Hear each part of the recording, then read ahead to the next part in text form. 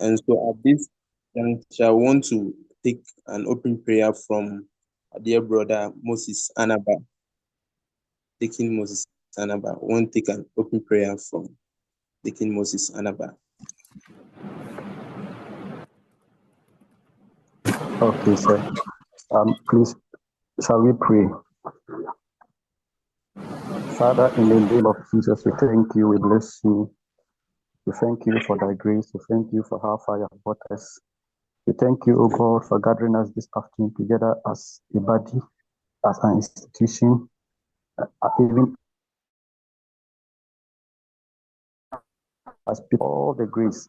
Father, we continue to pray, committing this program into your hands. We pray, seeking for thy guidance, thy knowledge, thy understanding. We pray that, oh God, may you come upon this program. Let this program be a successful one. Let at the end of this program, may we all go out to impact. May we all go out to excel in flying colors. May this program be an impactful one. May this program be promised to be the ever one which has impacted many.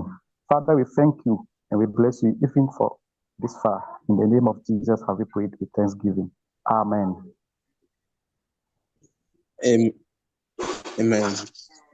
Thank you very much, Deacon Moses Anaba. Really appreciate. So at this juncture, I won't take a welcome message from Samuel Owusu. So I won't take a welcome message from Samuel Owusu. Hello. Please, can you hear me?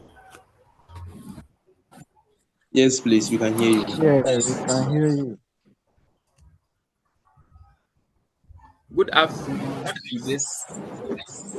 ladies and gentlemen, and welcome to this program. It is a pleasure to have you all join us today.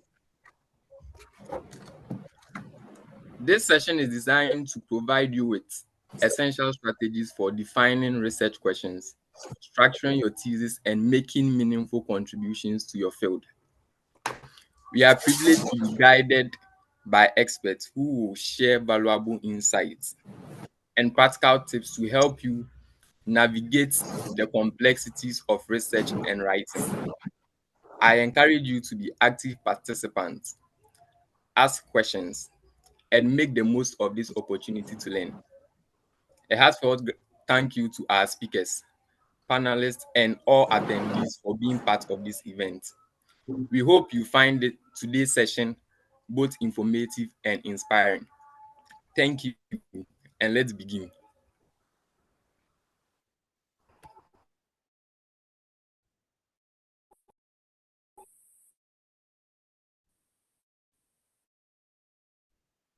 Okay, welcome you to this thesis writing seminar. At this juncture, I want you to plead with you to share the link to your friends to join, whether an undergraduate, PhD student, masters. Just invite anybody to just share the link and invite them to this seminar. So we'll just take 1 minute and then we share the link to add into that. We'll start very soon. We'll start with the presentation very soon from our guest speaker. And so we just want to take this minute and then share the link for others to join. Thank you very much.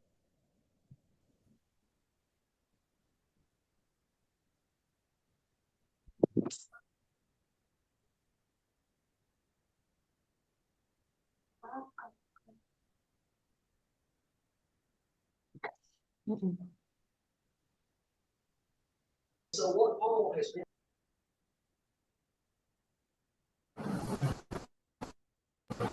Those joining, you're welcome once again. Those joining, you're welcome once again. We are taking this moment to share the link to others to join. So we've begun the program already. So just relax. Our speaker will come in very soon and then start his presentation. So kindly share the link to others to join. We'll begin very soon. Thank you very much.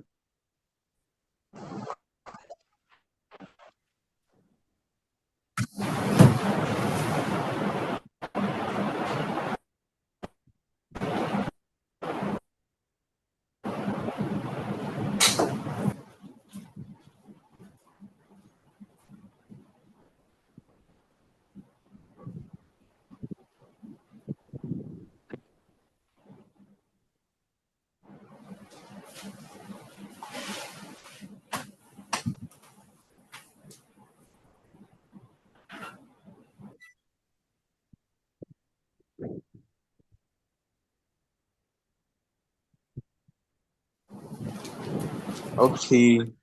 So thank you very much. You're welcome once again to this academic thesis writing seminar. You're welcome. You're welcome. Kindly invite your friends, share the link to your friends, and then begin very soon.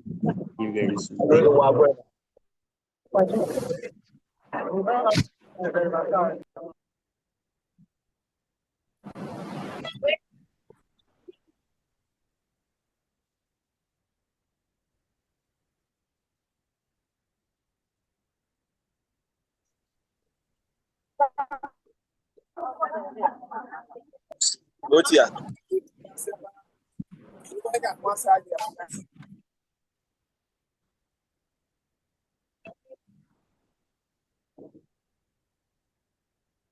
Okay, so thank you very much. You're welcome once again.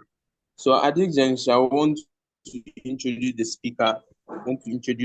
We are at the moment, and I'll want to introduce the speaker. So we invite our dear brother Osei Bediako Kojo to invite and introduce the speaker for us to begin. Thank you very much. Hello, please, can I be heard?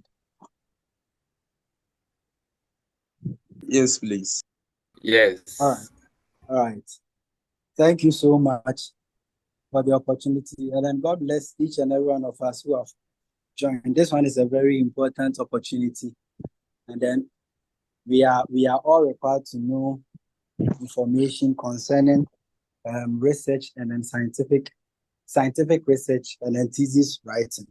So in case you have a friend, you have a cousin, a nephew, a brother, a sister who hasn't joined yet, the link has been placed in the comment section. You would want to share it so that everyone will benefit from this, because it's a very important but scarce opportunity. All right. Thank you so much for giving me the opportunity to introduce the speaker. The speaker is a very big man, and then I am a beneficiary of his teachings, both spiritually and academically. All right, so let me go straight to the point. The speaker is a geological engineer with specialized expertise in sustainable water resource management, hydrogeology, environmental geochemistry and health, and economic geology. He is a lecturer at the University of Mines and Technology, UMass, Ghana, and currently holds the position of postdoctoral research fellow at the University of Johannesburg, South Africa. Note the titles I'm mentioning. He holds the position of postdoctoral research fellow at the University of Johannesburg, South Africa. Previously, he was the research fellow of the Scientific and Technological Research Council of Turkey. His research aims to enhance our understanding of speciation mechanisms and human health risk associated with potentially toxic elements in environmental media, including soil, water, and plants. His work also focuses on the geospatial variability, sources, and evolution of groundwater, as well as the health risks associated with the consumption of contaminated water, utilizing geospatial analytical techniques alongside multivariate statistical analytics. He also researches mineral exploration using diverse field and analytical techniques. His academic journey reached its zenith culmination when in January 2023, he was awarded a PhD in geological engineering, economic geology, and geochemistry with distinction. Note very well, with distinction. General academic average of 96.69%. Note carefully, it is a PhD award with 96.69%. At Nigde Omer Al-Azhar University, Turkey. He has authored over 90 peer-reviewed scientific papers, books, and conference papers on water quality and health, predominantly in Elsevier and Springer Nature journals.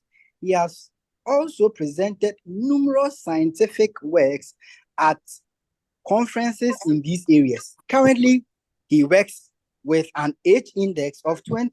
His academic excellence has been recognized by the AD Scientific Index, which ranks him as the third best scientist at the University of Mines and Technology, Takwa, Ghana, and the eighth best earth scientist in Ghana.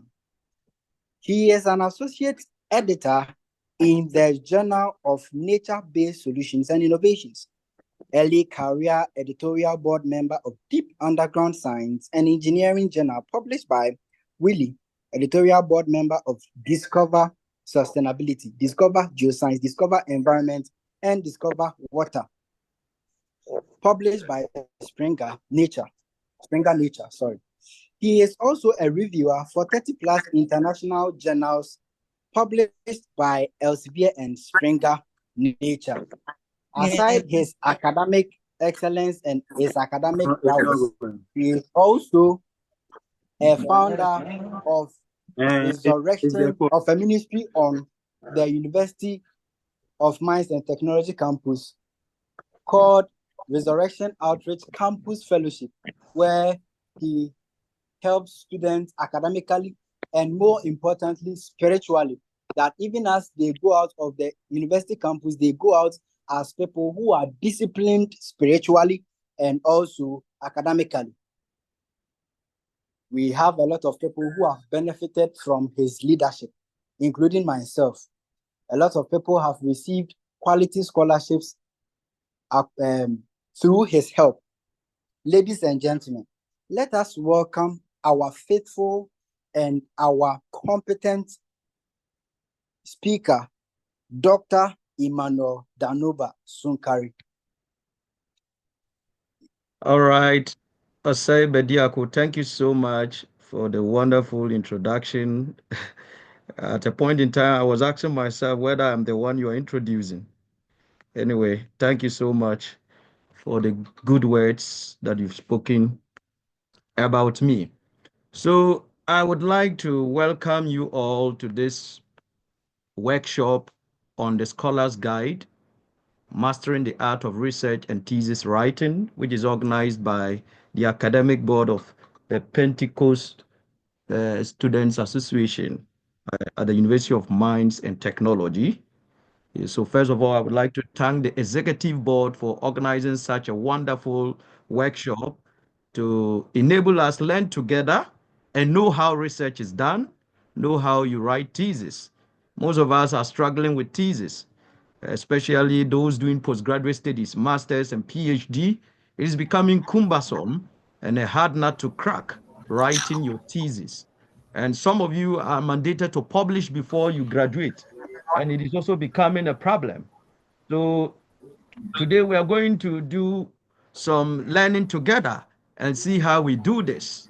Yeah, those of you who are at the undergraduate level, at the final year, you'll be writing thesis. And especially in UMAT now, you'll be doing project work one in first semester, and in second semester, you will do it again. You will defend the final project. So you need to know the tenets, you need to know the basics, you need to know what it entails to conduct research and to even write a scientific paper or thesis. So you've already introduced me, I don't need to introduce myself.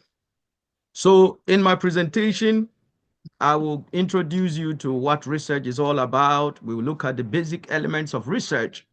And one other thing is even choosing a topic. How do you choose a topic when you are writing research, whether thesis or scientific publication? How do you choose a topic or the title of your work? Because most of you who are even in the final year now, you are struggling to find a topic. But how do you do that? We will look at that. Then after choosing the topic, how do you write it scientifically? There is a way to write scientifically, and there is a way to write normal, written essays. All right. So some people know English so well, they can speak very well. But the English you speak and the English you write is quite different from the scientific level. Please, if you are not speaking, mute yourself. Please mute yourself. So we're going to learn that and how to read a scientific paper. Before you can write, you need to read a lot of papers.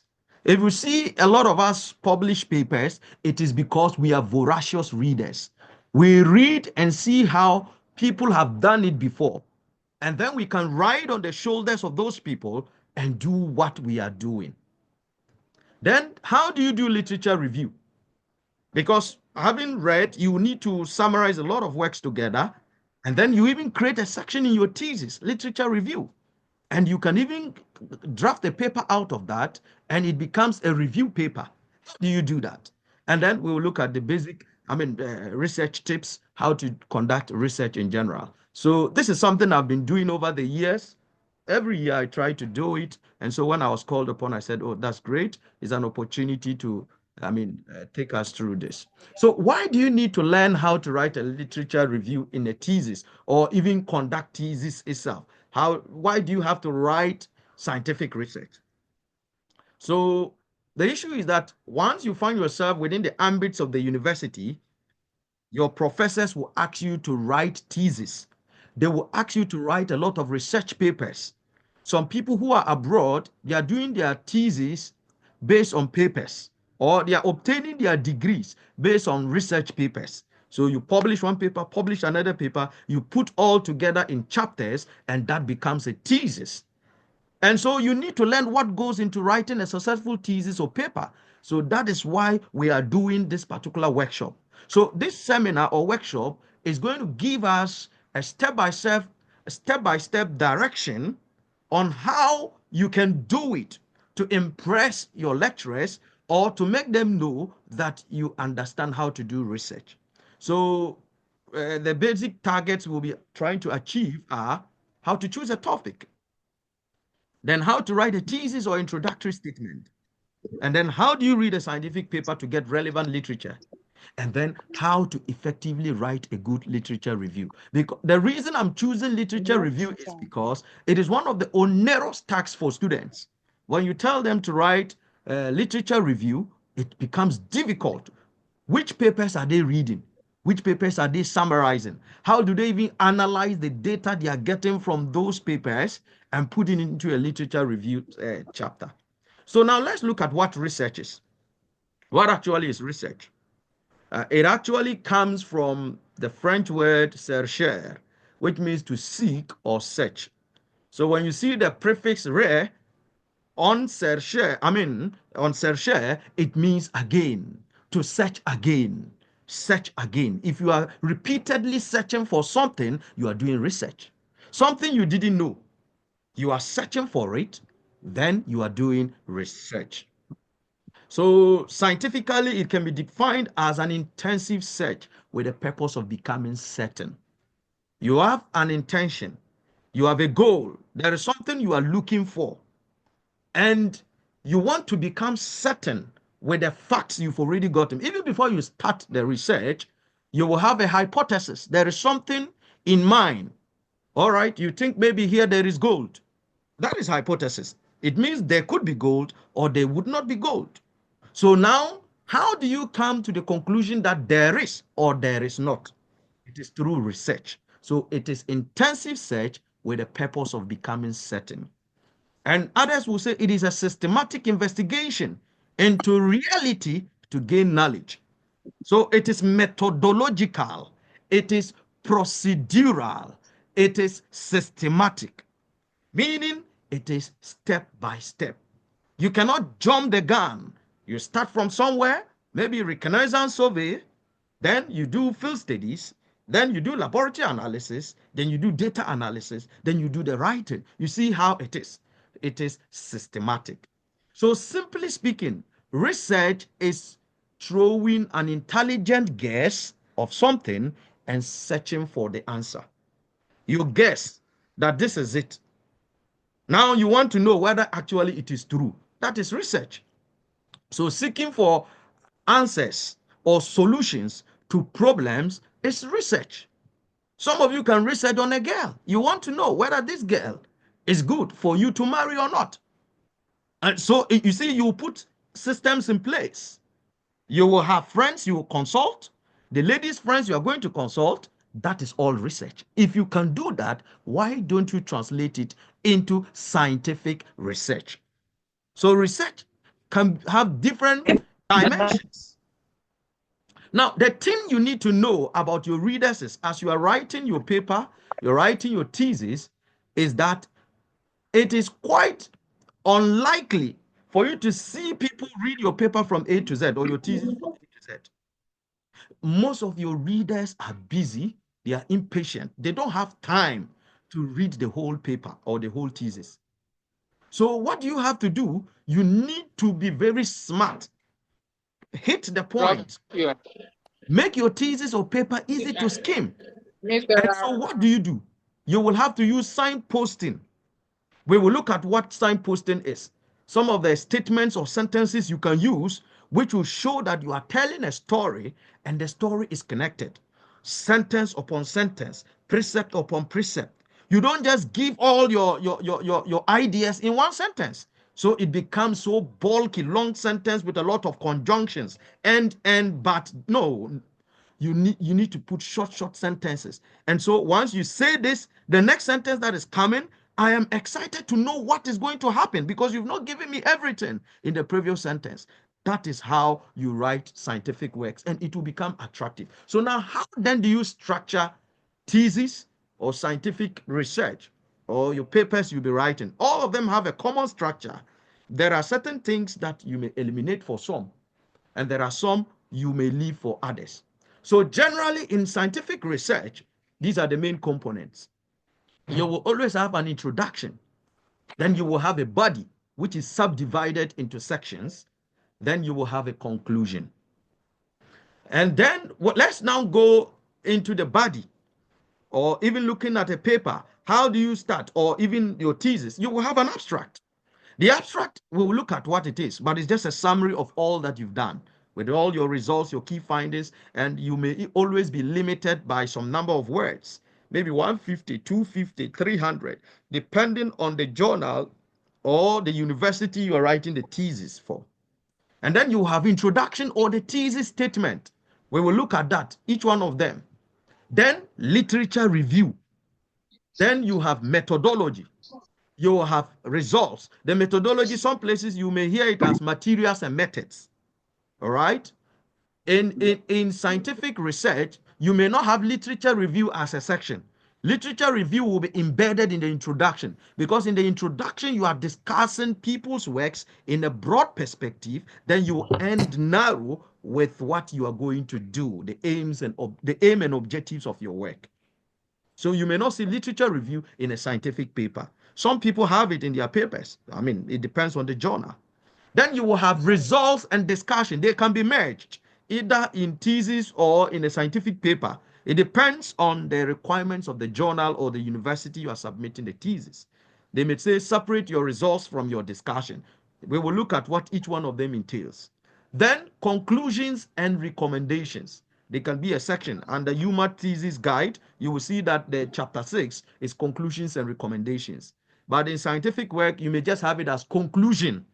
You don't even make it plural. It's just conclusion. Scientific paper, then you can put everything. I mean, there may be a subsection for recommendation, or you embed the recommendations in the conclusion towards the end. Then we have references. The references section will detail all the works. Please, if you are not talking to me, mute yourself. Just mute yourself and listen to me. If it is a question you want to ask, then you can unmute. But we will have time for questions and answers. So I beg of you, don't distract me. If not, I will mute everyone. All right. So let's move on. So the references section will give the details of the references, the citations you gave in the text. You give the details. name of the authors, the year, the title, the name of the journal, the volume, the issue number, then the number of pages, and even the DOI number. Then there may be appendices, all right? These are supplementary materials. It could be supplementary tables, supplementary figures. You can add them. That is optional. If you don't have supplementary, don't add anything. It is workable for both thesis and then the research paper. All right. So let's move on. So let's look at the abstract. The abstract of a scientific paper. It is actually to briefly introduce the reader to the aims of the study, the methodology, the results, and the findings. So you see how it is. When you write an abstract and it doesn't capture all these things, then they will say your abstract is faulty. So in the beginning of the abstract, you will give an overview of the subject matter, just a general introduction, one sentence. Then another sentence could be the main problem. Then the next sentence could be the aim of the research. Then the next sentence is what? The method you use to achieve the aim. Then the next sentence, results. Then you can have several sentences for results and key findings. Then you can give a major conclusion or a recommendation. It's not mandatory to put a recommendation even in the abstract. If you are limited by a number of words, then you end it there. So that is how an abstract should be. It should be methodological or procedural or systematic. It should have this flow. But if you start your abstract without giving us the problem you are addressing or the aim of the work, and then you just go straight away, start giving results, or your abstract is full of only methods without results or key findings, your abstract is flawed. Now, what about the introduction? It gives a very brief background of the relevant theory and practice for your topic. You use it to actually tell us what has happened in the past regarding that topic on a global perspective. Globally, not only in Ghana or where you are working in or where your study area is. You look at it on a global perspective, what has been done, and you restrict yourself to more recent works.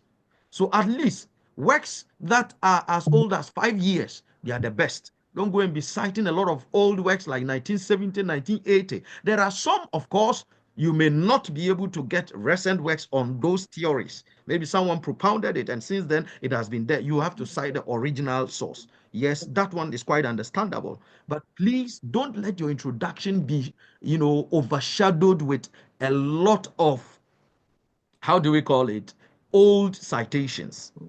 It is also there to define the research questions. What do you want to achieve? What are the questions the research wants to what? Achieve or answer? Your introduction should be able to bring out all that, or even the hypothesis, right? The intelligent guess you are throwing and trying to get the answer for it. Your introduction should be able to state that. It is also there to state clearly the overall purpose or goal of the study. And so you will always find it in the last part of the introduction. We will take them one by one and you will see how we do each one of them. So let me not waste my time here. The literature review is actually meant to summarize all that you have read from the literature. All right, conclusion drawn from previous works. And so in the literature review, you will break it into thematic sections or headings reflecting your topic. So for example, you are working on groundwater contamination in Takwa. In your literature review, you must first have a heading, maybe on groundwater occurrence. So we need to know how groundwater even occurs. So this one is global, general knowledge on groundwater. Then you can talk about global groundwater contaminants. Then you discuss what are the contaminants known in literature about groundwater contamination, which contaminants contaminate groundwater globally, not only in Ghana. And you will see a lot of works you can cite. You can even generate tables to summarize what they have done. Then you zoom down to maybe Ghana, groundwater contamination in Ghana. Then you zoom to works that are already in the Takwa area concerning groundwater contamination. You summarize them, and all of them, you bring the loopholes. As you are presenting the literature, you must tell us what they have not done and what you seek to fulfill. So the literature review is to serve as a gap for you to fill.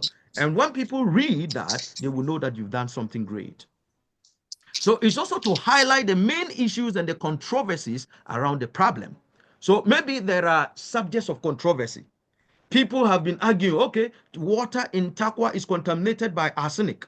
Others are saying, no, the arsenic levels are low. So with your literature review, you'll be able to get this particular scientific discourse, the debate that is ongoing, and then you can articulate your facts well. Now, what about the materials and methods or the methodology section? That section is actually meant to demonstrate that you, the scientist, you know the research methods that are contemporary, those that are available for people to use. We have diverse methods, right? We have exploratory research. We have descriptive research. There are several types of research that one can do, right? And you may be dealing with quantitative data or qualitative data. So which method can you use to achieve that? If it is quantitative, it means you'll be taking values, you'll be measuring values, maybe in the lab, or you are even counting people. All right.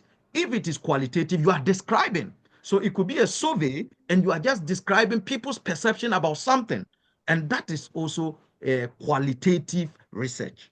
So you will know which kind of approach to use. And those of us who are natural scientists, we go to the field, we collect samples, we do laboratory analysis, and we do some statistical analysis, we do data analysis and all that. This is where you will explain all these things. You will justify each one of them, why you chose each method. All right. Don't forget, even in this section, you will cite works. You are not the first to use such an approach. You may have to cite people who use such approach. Now, the results section is actually meant for you to actually articulate yourself. Let us know what you have found. Having used a particular method to achieve your aim, what did you get? That is the results section. And you will have to also present it in an orderly manner, not in a haphazard or a higgledy-piggledy manner. It must be in an orderly manner so that people can understand. If you want to know how you order your results, go and look at your methods. Each method, there is a finding. So based on each of the methods you have used, there will be a result for it. So you can capture a title for it. So for example, one of my methods was laboratory analysis. And so I was trying to know the fluoride concentration, arsenic concentration, and all the other elements in the water. So the result for that, I can say hydrogeochemistry. You see, hydrogeochemistry. It means here I'm coming to present the chemical composition of the water. Then I present it. So that is how you would do your result section. Then the discussion. So for results, mind you, you do not have to give explanation for why you are getting different patterns or unique patterns. All you have to do is just present your data. All right? Present your work and have your way. You don't need to tell us why this is high, why this is low. The why will be in the next one discussion. It is meant to comment on the trends, the findings, the patterns, and it will show how you deeply understand your data and how you relate it to scientific discourse. Who has done that before? You compare your data with previous works, even in Ghana or beyond Ghana. This is where you do all that, is the discussion section. You don't do comparison when you are presenting results. You don't give reasons for patterns when you are presenting results. All right? If you have different results section and different discussion section, please take note of what I'm saying. But if they are combined, bingo, as you present, you give the interpretation. First sentence, you can tell us the fluoride concentrations are from this to this. Meaning, then you give the interpretation. This suggests that the groundwater is contaminated with respect to fluoride because the fluoride exceeds the WHO 2022 guideline value of 1.5. And these findings, is similar to what was reported by Sunkari et al. 2024. You see, I have discussed, I have presented, I have discussed in one section. But if it is results, I just say the fluoride concentrations range from this to this. Bingo, that's all. And I refer to a table. I won't tell why or what that concentration means. All right. So in the discussion, you will highlight unexpected results. And then in the conclusion, it is just meant for you to sum up everything, ladies and gentlemen. You will sum up your findings and highlight the significance of all the subtle outcomes you've gotten from your study. And you may discuss some limitations You see, your work may not be able to achieve everything. So that is why, even in the conclusion, tell us the delimitations of your work. What has not been done? What could your research not be able to achieve? And that will spur up further research. So when someone reads your paper, the person will know, or your thesis, the person will get a research topic for further research. So that is how a good conclusion should be. You don't need to cite anything. Please take note. When I'm reading works of students and even scientific works from journals, sometimes people are citing works in conclusion. No, conclusion is what you have found. You don't cite anybody. The same thing for abstract. You don't cite in abstract. All right. Then you come to references. This is where you will list all the citations you gave in the text alphabetically, the details with the DOI numbers, author names, and all that, as I indicated before, alphabetically. And each journal or each university will have a specific style of referencing. We have the APA, we have the Harvard, we have the, other styles. There are several styles that are in the system. It depends on the school that you are submitting your thesis to or the journal you are submitting your paper to. Each journal has a specific style. Then the appendices are the supplementary materials.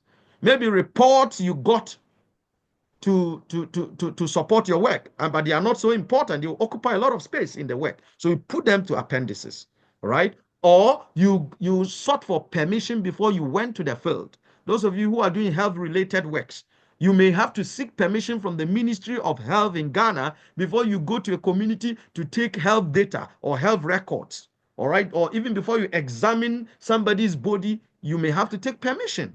So if you have all those letters mandating you to do that, those things can go to the appendices. You don't need to put them in the, how do you call it, the research itself.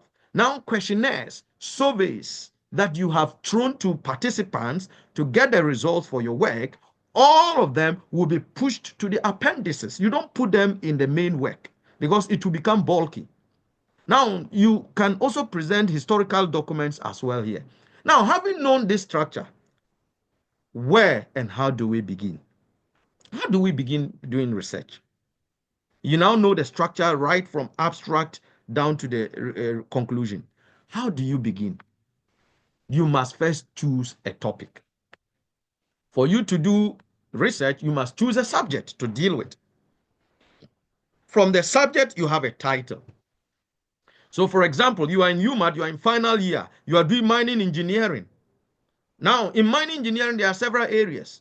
Mine environment management, you have mine geotech, then maybe you have, how do you call, mine safety and all that. There are several areas in mining engineering that you can major in. In geology, we have petrology, hydrogeology, economic geology, geophysics, and all that. That is a subject area you have chosen now. Now, having chosen a subject area, maybe you want to work on mine safety. Now, with the mine safety, you can now start looking at safety issues in the mine. Then you get a subject, all right? Maybe mine fatigue. The mine workers, they are always fatigued. When they are working, they overwork. And so because of that, they get fatigued. And when they come back, they are not able to produce. They are not being effective or productive. Then you want to investigate why they get fatigued and the effect of their fatigueness on their productivity levels. Maybe you want to investigate that. You see that now you are beginning to get a subject. That is the subject of interest. It's now not broad. So when you are choosing a subject, choose one that interests you. You yourself, the scientist who is doing the research, it interests you. You are happy to investigate it. Don't let someone throw a topic to you and you are suffering with it. A lot of people have abandoned their projects, have abandoned their thesis, their scientific papers because people gave it to them and they don't know how to investigate them. It doesn't interest you. And then don't choose one that is too broad. Choose one that is narrow, that you can easily get the details. It shouldn't be too difficult, ladies and gentlemen. One that is a hard nut to crack is not what you should be looking for. I mean, because you want to achieve something great. All right. You say, oh, me, I want to do a topic no one has ever done before. And like you are doing masters, but the topic you want to choose a PhD topic for masters because you want to show, my brother, you will suffer. And when you suffer, nobody is there to help you. Everyone will graduate and leave you. You will use 5 years, 6 years to do MSc. when it's supposed to be at least, maximum 3 years. You are using 6 years to do MSc. So don't choose a difficult one for yourself. It's just a certificate you need.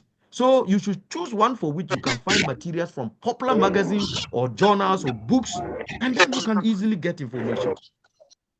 So you must choose one that has some interest for the average reader, not only for you. It's not only about your interest, but people are interested in reading so that they can cite you.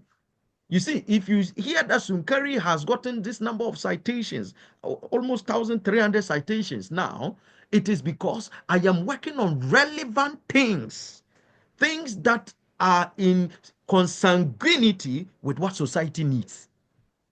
Everyone is now working on environmentally related issues. Mine, environment management, contamination, hydrogeochemistry, medical geology. These are the things that are contemporary. All right?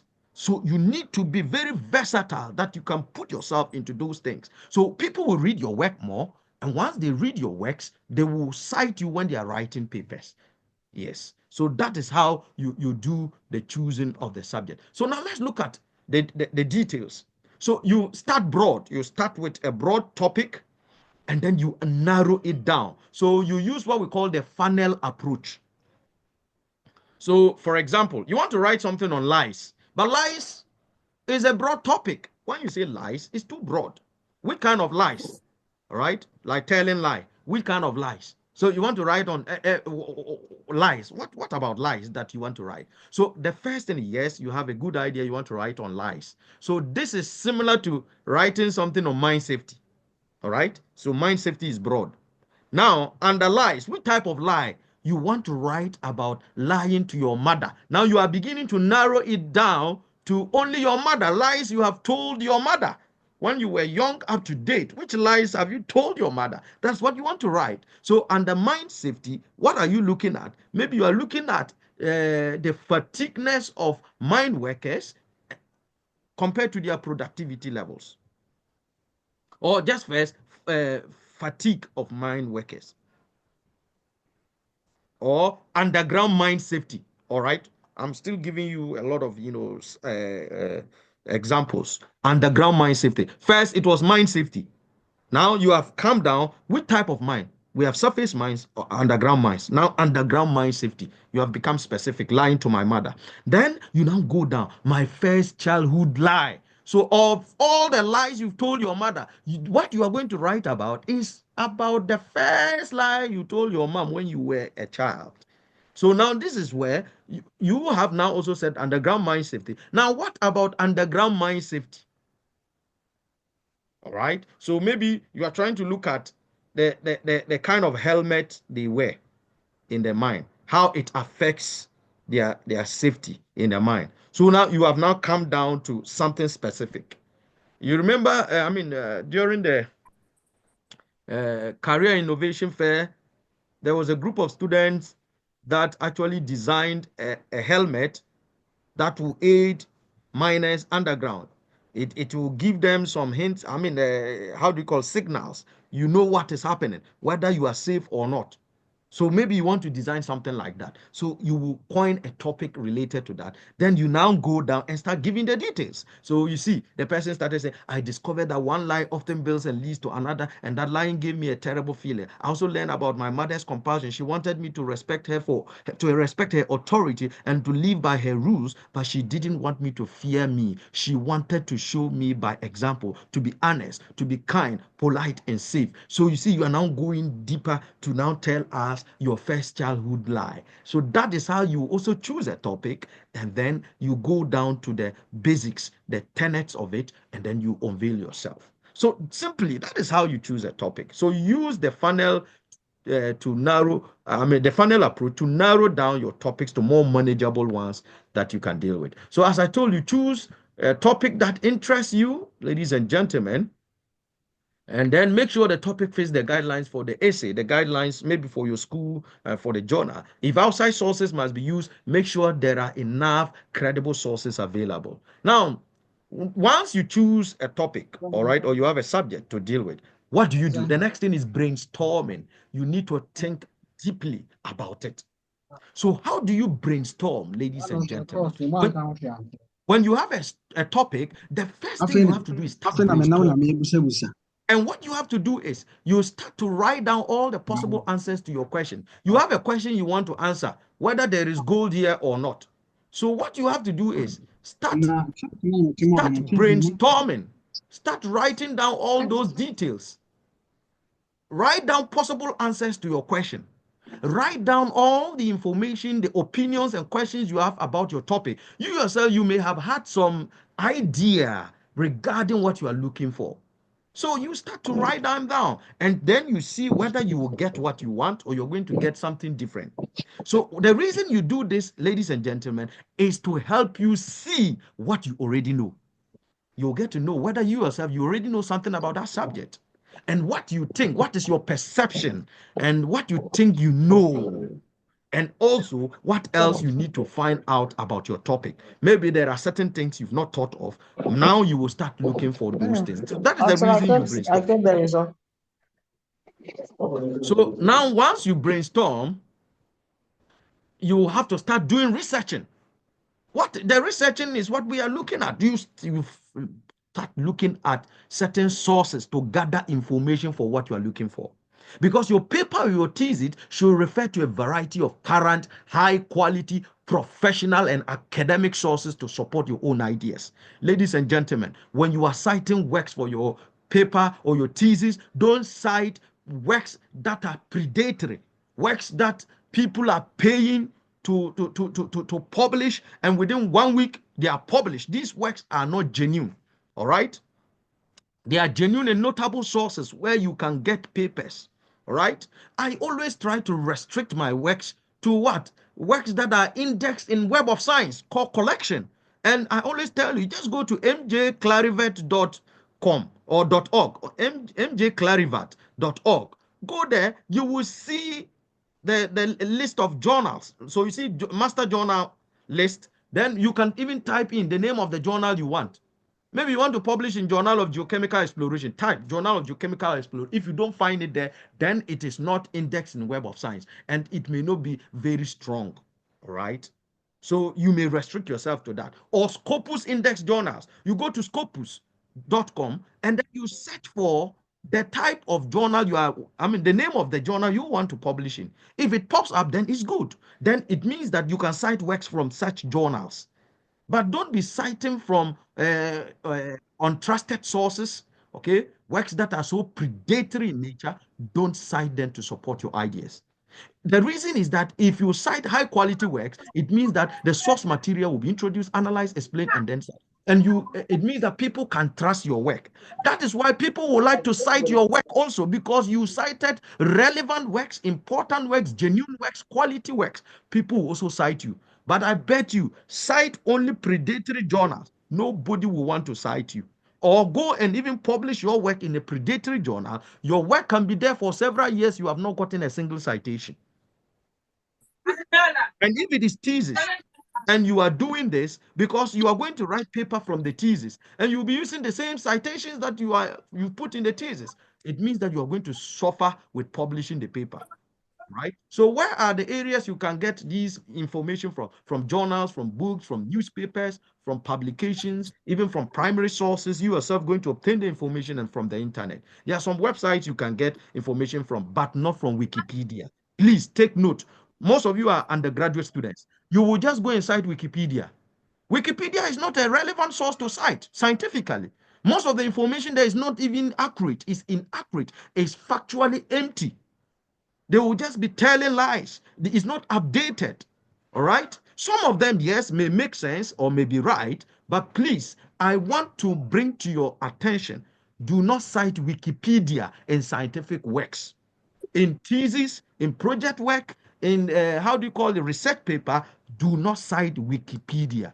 You can cite the website of an organization that you got a report from, maybe World Health Organization. Yes, these are notable sources, but not from Wikipedia. Now, as I indicated, there are several areas you can get the information from. So you can observe yourself. You go into the field, the primary data you are getting, observe, and then you can make inferences yourself. You can interview people to get data, to get information. You can go to the library. The UMAT library is there. Most of you are virtually sleeping in the library every day. I mean, me, I'm the type I cannot study in the library. It's too conducive for me. If I go to the library, I will sleep because me, I can work under a noisy environment. All right. But if I go in the environment, it's too cool.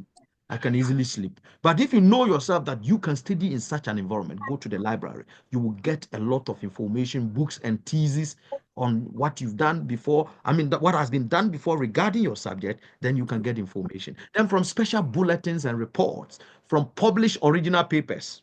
This is very important.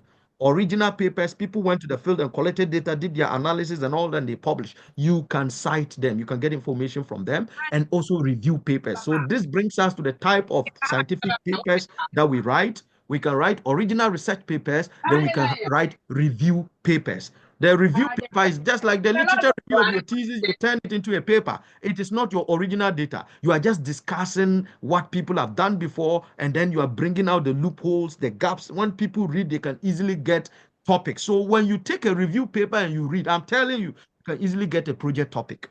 Those of you who want project topics, or those of you who want research to conduct, please try to read review papers. When you read a lot of review papers, you will see research gaps. All right. I have a review paper on groundwater fluoride scenario in Ghana, the whole of Ghana, quite recently as part of my postdoc. If you read that paper, we've put a lot of loopholes, gaps. All right. Right now, in the area where we have this tantalum and then this, how do you call lithium?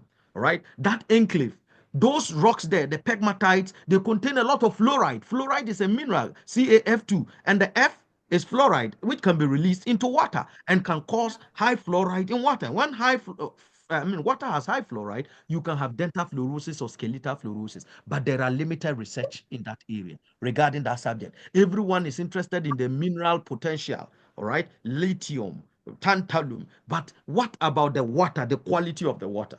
You see, that has been neglected. But all of us, we are focused on the north. And yes, we have been able to delineate areas in the north that have high fluoride. But what about that part of Ghana, the central region in Ghana, which has these minerals? So this is research topic. So when you read that paper, you will see a lot of gaps we have brought out. And people can even start getting PhD works or even master's topics. All right. So you must have some ideas of topics in which you will be needing information. And when you get that, you begin your reading with a few general articles. So please read papers. When you download the paper, read it. How do you read a paper? We will look at that in detail. First of all, as you read the abstract, you begin to get some interest in it. Then you go to the introduction, read the introduction, you know the objective of the work. Then you can zoom straight to the methods. Go and see the methods they use to achieve the objectives. After that, you go to your results. Then you can see what they have found. That is all. You have finished reading the paper. You don't need to go to conclusion to read because you have already read the results and discussed and seen what is there. So that is how you can easily read a lot of papers. Don't sit to read everything in the paper. And as you are reading the paper, please get a marker. If you are the type that you need to read a hard copy paper, when you print it, highlight the areas that are interesting to you. Then maybe some of those sentences you need them to paraphrase and use for your own work. I'm telling you, all the papers we have been publishing. Do you think all the sentences are from our head? No. We get a paper that is like what we want to do. Someone has published something like that in some place. All right, you're also doing it here. So that becomes my model paper. I try to write my work according to how he has done it. Then I'm just checking and paraphrasing, and citing him and other people, not one paper, several others. So what I do is I rank the papers I download related to what I'm doing. I have good, very good, best. So like 3 papers, good, very good, best. They are all related to what I'm doing. Then I focus more on the best, but get information from the good and the very good as well. So that it will not be like I am just taking verbatim or making it look like I am regurgitating what the best person did. So you see, when you do that, you write a paper and becomes very good. And you are using your own data with some of the phrases and sentences the person has used in his paper, but you paraphrase them to avoid similarity, percentage, or plagiarism. Now, Try to anticipate the important questions your paper will have to answer, and you have to jot them down. Jot down what you need to know. And then this is how your the outlook of your literature review should be. All right. Maybe you're writing on origins of agriculture. So first you will have a heading, agriculture compared to hunting gathering. Then you have sub things under that. Then the second theme or heading under your literature review for origins of agriculture is identifying domestic case in archaeological record. Then you divide into subheadings. That way, that is how you do your literature review. And then you must have a notebook that you can be using to take your notes. Please, when you start project work, buy a hardcover notebook that is just designated for that project work. Don't mix it with anything. Any facts or idea you get, please, you jot them down inside that book. Sometimes you can be sleeping, I'm telling you, and then an idea is come before you sleep, an idea comes up, you just get up and jot it down and put it. So that book should be everywhere. Or if you have 2 or 3, one by your bedside, one in your classroom or your office, if you are having an office, and then you can be jotting those things down, and after that you put all together, then you can extract the ideas. For me, sometimes when I'm even taking my shower, ideas begin to come. So sometimes I am thinking about this. Sometimes I may even take my phone and I open my notepad and then I begin to type things there. All right. So that is what you can do to not forget some of the beautiful ideas. So now, having done all this, how do you write scientifically? So please try to be original. When you want to write your thesis, you want to do research, be original. What is even plagiarism? You may have heard of it, that you have plagiarized somebody's work, and this. People have been sacked, or their certificates have been revoked. Even when they graduated, years later, they revoked their certificate because they realized they copied verbatim from someone else's thesis. So plagiarism is simply passing of someone else's work as your own.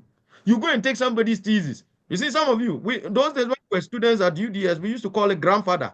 They will go and take a grandfather, a work that is related to what he's doing, someone else's thesis, then he's copying verbatim, only changing some people are not even smart. They don't even change the project area name and all that. Sometimes you are being caught. So passing of someone else's work as your own, whether you do it deliberately or not, it is plagiarism. Please be careful, because sometimes you may genuinely be writing your own ideas, but before you realize, someone has written it. And when you put it in the Turnitin software or authenticate, before you realize, it highlights it and tells you that it is in this person's work. That is plagiarism. You must paraphrase. The solution to plagiarism is paraphrasing. So not acknowledging when using information. Look, you go and take data from my thesis or my how do you call it, paper, a table, a figure that I produce in my work. You also go and lift it and put in your work without even citing me. It is plagiarism. And even inadequately paraphrasing a source. That's what I was talking about. You can take somebody's sentence, but because maybe you didn't paraphrase it well, you do a checkup, and before you realize, it becomes a problem. All right.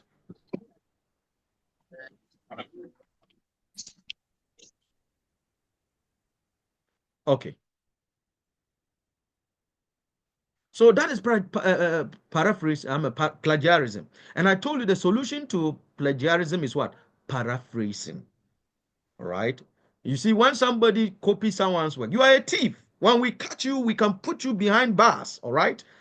In certain countries, if you go to the United States, all right, if you go to the UK, Europe, and all that, people have been imprisoned because of that. People have lost their positions. Even vice chancellors were caught copying verbatim in their PhD works, and they imprisoned them, or they sanctioned them, and some even resigned, and their PhDs were revoked. So please be very careful. You can do your project work in human, mining engineering, geological engineering. Years later, someone can go and take your thesis and check on someone else's work verbatim. The person can raise that complaint to UMAT, and I'm telling you, when they do the checkup and they see that is it, they will just revoke your certificate. No matter what you have used it for, that is all. You are coming down flat. So when you plagiarize, you are simply saying that you have stolen another person's work. So you are a plagiarizer. You are a thief.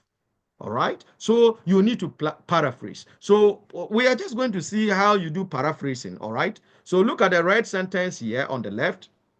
It's a direct quote from research. And then uh, you can now paraphrase it in the green part to become your own.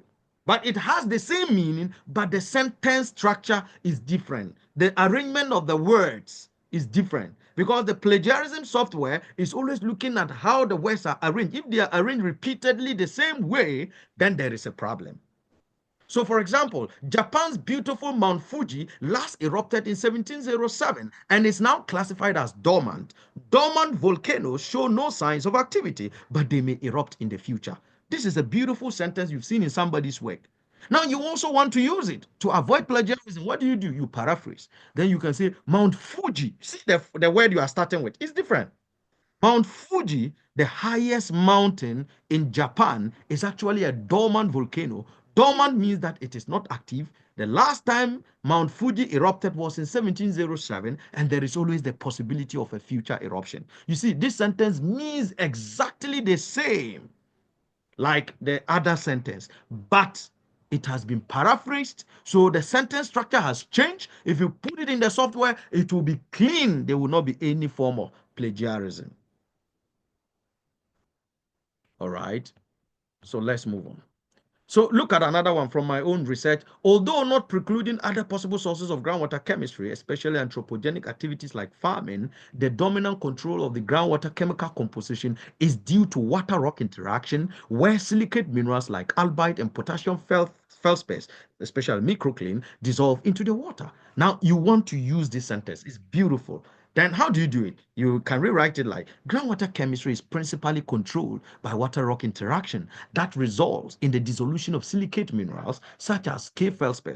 The example is a microcline and albite. However, minor sources of groundwater constituents include anthropogenic activities such as farming. You see that the anthropogenic activities they've come to the last part of the sentence, but they were on top. Look, anthropogenic activities were in the first sentence. All right. So that is you. It depends on the way you do it, but not writing exactly what was written, changing the structure and the way the words are arranged. You rearrange them, then it becomes beautiful. Now, you can also quote in research, in thesis, or in scientific work. You can quote. This one means lifting it verbatim. But please, these are short sentences or phrases you want to quote because you want to avoid, diluting it. When you paraphrase it, you may lose the meaning of that particular sentence that was said by someone. So quoting means to repeat another source word for word. So with this, you use quotation marks or the inverted commas here. So we call it parenthetical citation. All right. So keys to parenthetical citations. Keep quotes short. The kind of quotes you will be using, let them be very short. And you must only give information needed to identify the source in your works, and they should be cited in the paper. You don't need to cite information that is common knowledge. All right, ladies and gentlemen, it's not everything you need to cite. Even if you quote somebody, and this is something that was said long time ago. You may not need. Science has suggested that something that has come into existence for the past 70 years. There is no need to cite it again. It is common knowledge now. If you read, there is a law on that. That's something that has been in existence for the past 70 years. There is no need to cite it anymore. You can say it as though you said it. For example, water is life. Who doesn't know water is life? So if I say water is life, I'll put in the bracket Sukarita 2024. No. This is common knowledge. Everyone knows this. So you don't need to cite every sentence. You put citation every sentence, and those that are too common knowledge, you are still putting citations. So you must make it easier for your reader. So in thesis, you should quote from a source. How do I quote an author? Or why do you even do the quotation? You do that to show that an authority supports your point. For example, something that someone said, you quote him verbatim to support what you already said. You see that you are making a good sense. Then to present a position or an argument, or to even include especially moving or historical significant language. Historical facts, you don't want to change those historical facts, you will quote them verbatim as they are. Anytime I get to this part when I'm giving this lecture, I talk about the statement the first president of Ghana said, Dr. Kwame Nkrumah. He said the independence of Ghana is meaningless unless it is linked up with the total liberation of the African continent. You see, I don't need to paraphrase this thing. If I paraphrase it, it will lose the real substance. So I can quote it as it is. I say, according to Dr. Kwame Nkrumah, inverted commas, the independence of Ghana, this, then you end it with the inverted commas again. That one I've quoted verbatim. All right. But make sure that quotes you are giving in your work, they are less. Don't quote a lot. If not, plagiarism will catch you. Because if it has been published somewhere, it will say that you have plagiarized. All right. So avoid overgeneralization, ladies and gentlemen. All right. In research, most of you try to overgeneralize statements that are not so factual. Generalizations can create inaccuracies. Use of the words always, all, every, everyone, many, never, nobody, none. They can create inaccurate statements and even factual errors. If we say no one has studied this before, please avoid such statements. We'll look at some of them. It has never been done before. We all know, you and who. You must state the all that know. That's why you must cite who said what. Don't overgeneralize. Be specific when regarding a group of people. Who are you actually talking about? If you give a lot of details, you become more credible. Your work will become credible if you give a lot of details, but you overgeneralize, your work will not become credible. You want people to believe what you are saying. So please allow them to do that by justifying your statements. All right. So what does overgeneralization look like? Look at some of them. As everyone knows, in your project work or your scientific paper, you write as who are the everyone. You can say as Sunkari et al. This person et al. This suggested. Yes, it is per their how do you call it, perception that you are drawing that conclusion. But don't say as everyone knows. Who are the everyone? This study is novel. This study is novel. This study is unique. It is unique to only you. Somebody will read it and flaw it down. So please be very careful the way you write scientifically, to talk about your work. If it is a piece of work you are writing to describe your work, it's not scientific anymore, all right? This is an advert, or you want to show your work to people. You can use some of those phrases. But if it is scientific work you want to publish or you want to submit to a school, you don't use this. Scientists have already indicated that mining activities are polluting our water bodies. Who are those scientists? You see, you are not specific. You must state them. So if you say scientists have already indicated that mining activities are polluting our water bodies, put into parentheses, for example, e.g. I know when you are reading papers, you see e.g.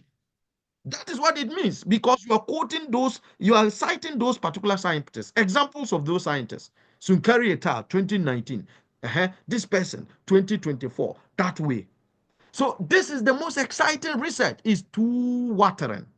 The groundwater in the study area is no good. For what reason is no good? You must give us the reason. You see that you are hiding a lot of things. No one has studied this before. Please avoid that. When you make a general statement, make sure it is true in every case. It is true today, it is true tomorrow. Because if you put it this way, years later, when somebody reads it, no one has studied this before. But now we are in 2028 and someone has done it. So your statement should be true today and be true tomorrow. So all you have to say for such a statement, you can say there are limited studies. You get a point. There are limited studies. You have covered yourself. There are some, and there may not be some. You have not cited every one of them. So there are limited. Okay? You may find out that there is not even a single one, but just say there are limited studies. Don't say there has not been any study before on that one. You may be choking yourself. You know where we find ourselves in. The country we live in, we don't believe so much in research, so we are not subscribing to a lot of databases or journals, so we are not able to download papers. So you browse, you get a paper you want to download, they say pay. You can't download. You can't pay. Because you can't pay, you cannot download. So you see, you are limited to the databases that are available. So what do you have to do? Avoid that. Just say there are limited studies. So when you make a general statement, make sure it's true in every case. How do you do signposting? One of the ways to solve, or to write scientifically is doing signposting. Signposting will help you put suspense in your readers and they'll be interested in reading your work. All right. In the context of essays, signposting actually means using words to tell your reader about the content of your essay. Rather than just telling them the content itself, you don't go straight away in the first sentence, you release all your ideas. No, be releasing them one by one. That is what we call signposting. Uh-huh. So it is done to help the reader understand as clearly as possible. And the reader will grow interest because we have not told him everything, but he's reading and it is getting exciting. So he wants to know the details. So he will follow up sentence upon sentence before you realize he has read your entire paper. So here are examples of signposting. Look at this, the left, what the writer wrote and how it helps you, the reader, understand it. Now, this is the sentence the writer wrote. In order to explain and understand the causes of coronavirus, it would be useful to apply the virological theories. The person ends the sentence there. Has he given virological theories? No, but he just introduced it. So you, the reader, you will realize in advance that the writer is going to be using some theories to explain the prevalence of coronavirus. So you will want to know, oh, what are those theories? So you read the next sentence. Then you begin to see the theories. So he will mention at least one theory. You will see more than one theory. You will see. Aha. Then look at this. There are several ways in which subsistence agriculture can be improved. Full stop. He will not just go and say subsistence agriculture can be improved by this. You've just ended. You have written everything like that. So you just get only 1 page or half a page. That's all. But please use signposting. Then you can even get enough pages if you are limited by number of pages. So there are several ways in which subsistence agriculture can be improved. Full stop. What it means is that the reader knows that at least 2 ways of improving subsistence agriculture are about to be discussed. So he will be interested in reading your work further. Now, if you do this, my brothers and sisters, you will write very good scientific works. Your papers will always be published anyhow. All right? That is the secret some of us have grasped. If you see someone grab something and is doing it so well, there is something the person knows you don't know. There is a secret. And this is why I am releasing some of these secrets to you. And once you know them and you are doing them in the right way, I'm telling you, become a prolific writer. Another factor that is responsible for groundwater contamination is, you see, this reminds the reader that one such factor has already been written about. So it means that if I even take the paper and I just get to this sentence, I want to go back. Because the sentence is saying another factor. It means one was mentioned before. So I would want to go back and see that one and come back and see this another. Aha. Then you know the new one that has been introduced. So this essay explores theoretical and practical approaches to communication. Look at this. So it means that straight away and in advance, the reader knows that the writer will be covering 2 ways of thinking about communication, and he will want to go further to know about them. So that is how you do signposting, and your work will be beautiful. All right. So we've just looked at the structure, how you write. Now let's delve into literature review. How do you do literature review? This is what we'll look at, and then we can take questions and all that. What is literature review? So the literature review is a critical look at actually work that has been published before, existing research, and it is actually related to what you are doing. It is important to what you are carrying out. So the reason you do literature review is, number one, to provide background information. You want people to know that you have done intensive research. You know what is available and you know what you are doing, the gap you want to fill. And then to establish importance, all right, of your work.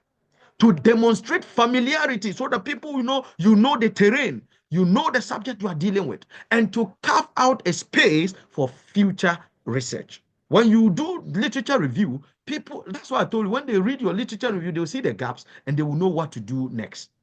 So these reviews are actually conducted for several reasons. One, for a review paper. You can write a review paper. I told you we have original research paper, then we have review paper. So even some of those of you who are doing bachelor, your literature review chapter, if you write it very well, if you write it very well, you can put it into a review paper and publish in any journal. All right. For the introduction and discussion of a research paper, bachelor's or master's or PhD thesis or dissertation, you need, how do you call it, literature review. And then if you want to embark on a new area of research, what you do is first do literature review so that you know what is available there. It's a new area. No one has done, or there are limited works on that. So what you do is do a literature review, then you know what is available. You first publish it as a paper. Then you can now go into the details and do your specific research. All right? So, and literature review on the subject you are dealing with is counted also as a paper. If you publish it, you can use it to graduate. All right? You can use it for a research proposal. You can do a literature review for research proposal. All right? Now, this is how good and bad literature review will look like. Look at the left-hand side. That's the good. A good literature review is a synthesis of available research. But look at the poor one. It's an annotated bibliography. You are just putting citations anyhow, just writing sentences and copying, pasting. Okay? It is also a critical evaluation. But a poor one is confined to description. You are just describing, but you are not evaluating. You are not bringing out loopholes. You are not bringing out gaps. A good literature review has appropriate breadth and depth. All right? Last week, I was in my church and I was teaching them about something. We have two kinds of knowledge. We have the breadth of knowledge and we have the depth of knowledge. What is breadth of knowledge? Breadth of knowledge means knowing something about everything.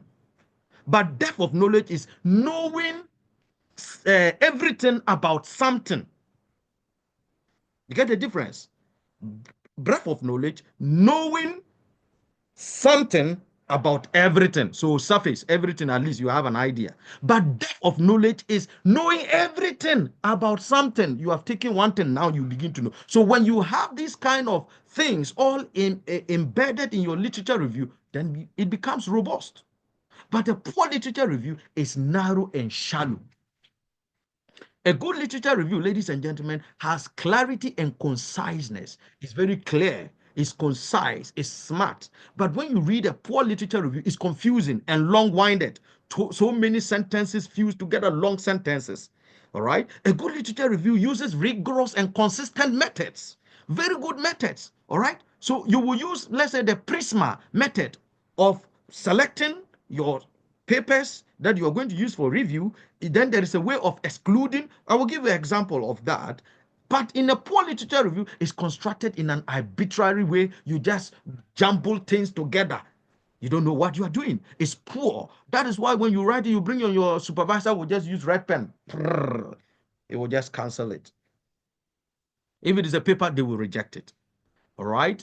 So now, characteristics of effective literature reviews. One of them is they will always outline important research trends. When you see literature reviews that are good, they will tell you the trends of what is happening. All right? They will assess the strengths and the weaknesses of existing literature. All right? And they will identify potential gaps in knowledge. I've said all these things, and they will actually begin to set a pace for current and future research. So when people read your literature review, they should be able to even start getting project topics. They should even be able to get research topics. That's why I told you, those of you who are going to final year, you want project topics, go and take literature reviews. Please just now know the subject area you want to deal with. Go and look for a review paper on that subject and read. You will get a loophole. Then you start to write your research proposal. So outline of review process. The first thing is when you download a paper and you want to review, what do you do? Or if you want to do review, what do you do? You have to formulate a problem. You must know the topic or field that is being examined and what are the components. What topic are you dealing with?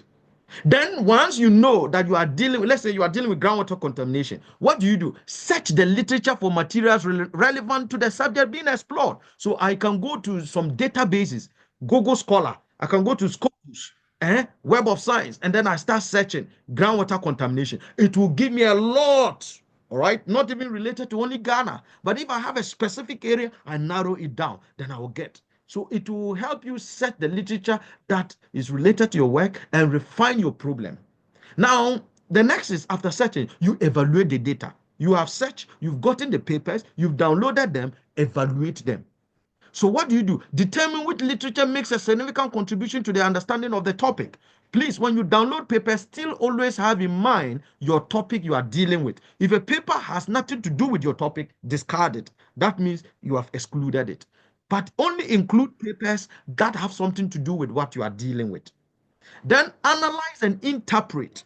Once you have the data, begin to understand what the person said, interpret his findings. You can replot diagrams with his data and produce tables, then discuss the findings and conclusions of pertinent literature. That is how you do the review process. So these are the tips for formulating a problem, because I told you that once you get a topic, formulate a problem. How do you do the formulation? Select a topic you are interested in. We've looked at that. You want to be fascinated throughout the process and less likely to lose motivation. Please, research is not easy.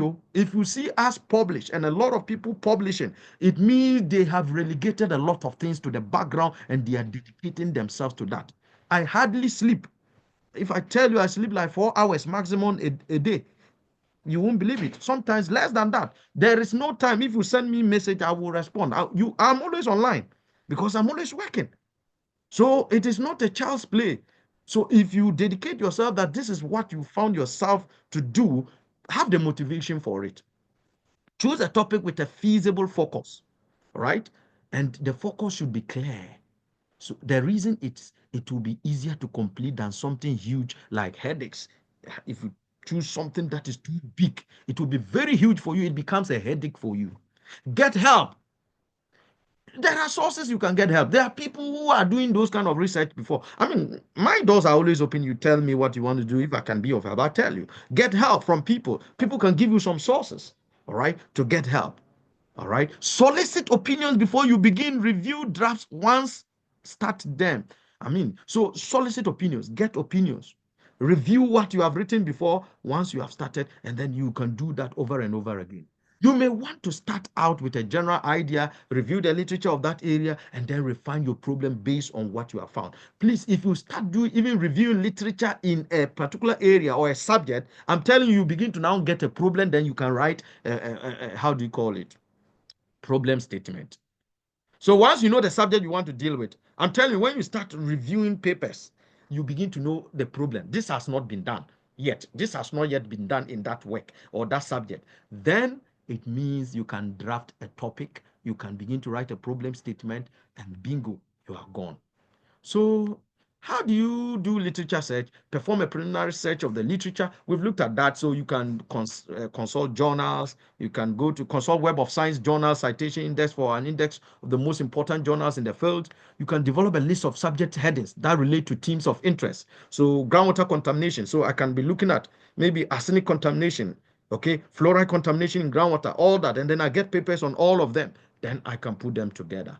So that is what you do, and search across multiple databases and information resources. Don't limit yourself to only one database. You are just on Google Scholar. Go to Scopus, go to Add Science Hub. All right, you can check and get some papers to download. Go to a lot of databases. It's not adequate to use Medline as your one and only resource. There are several sources. Read the literature throughout the search process as you are downloading.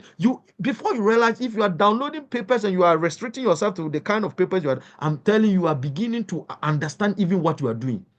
You will know which paper to remove, which paper to leave. What you read will guide your subsequent searches and will refine your topic. And ladies and gentlemen, your search should help refine the topic and objective of the overview being written. All right.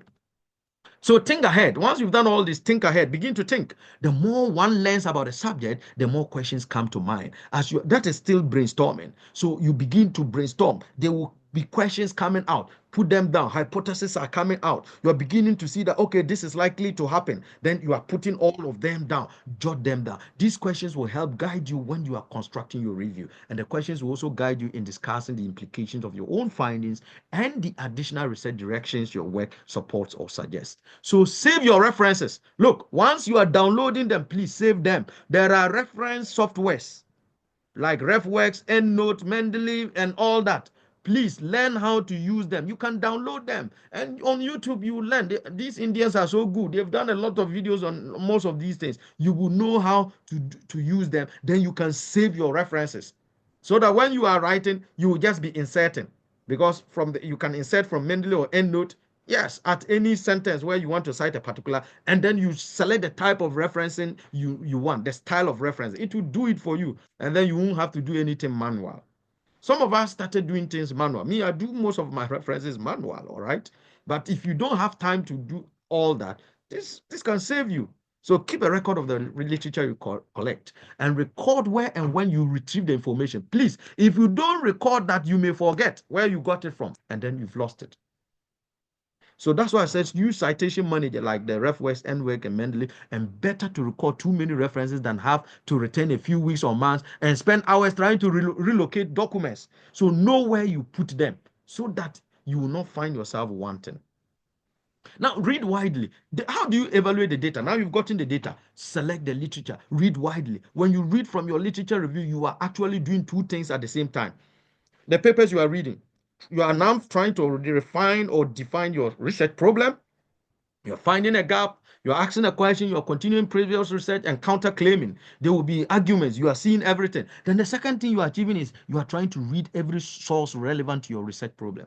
So it is usually impossible to do the latter, the last one, trying to read every source relevant. You can't. But at least when you are doing the reading, in fact, you read a lot. You will need to identify the most relevant and significant works and focus on them. That is what you have to do. And as you define your problem, the key thing is that you will more easily be able to decide what to read and what to ignore.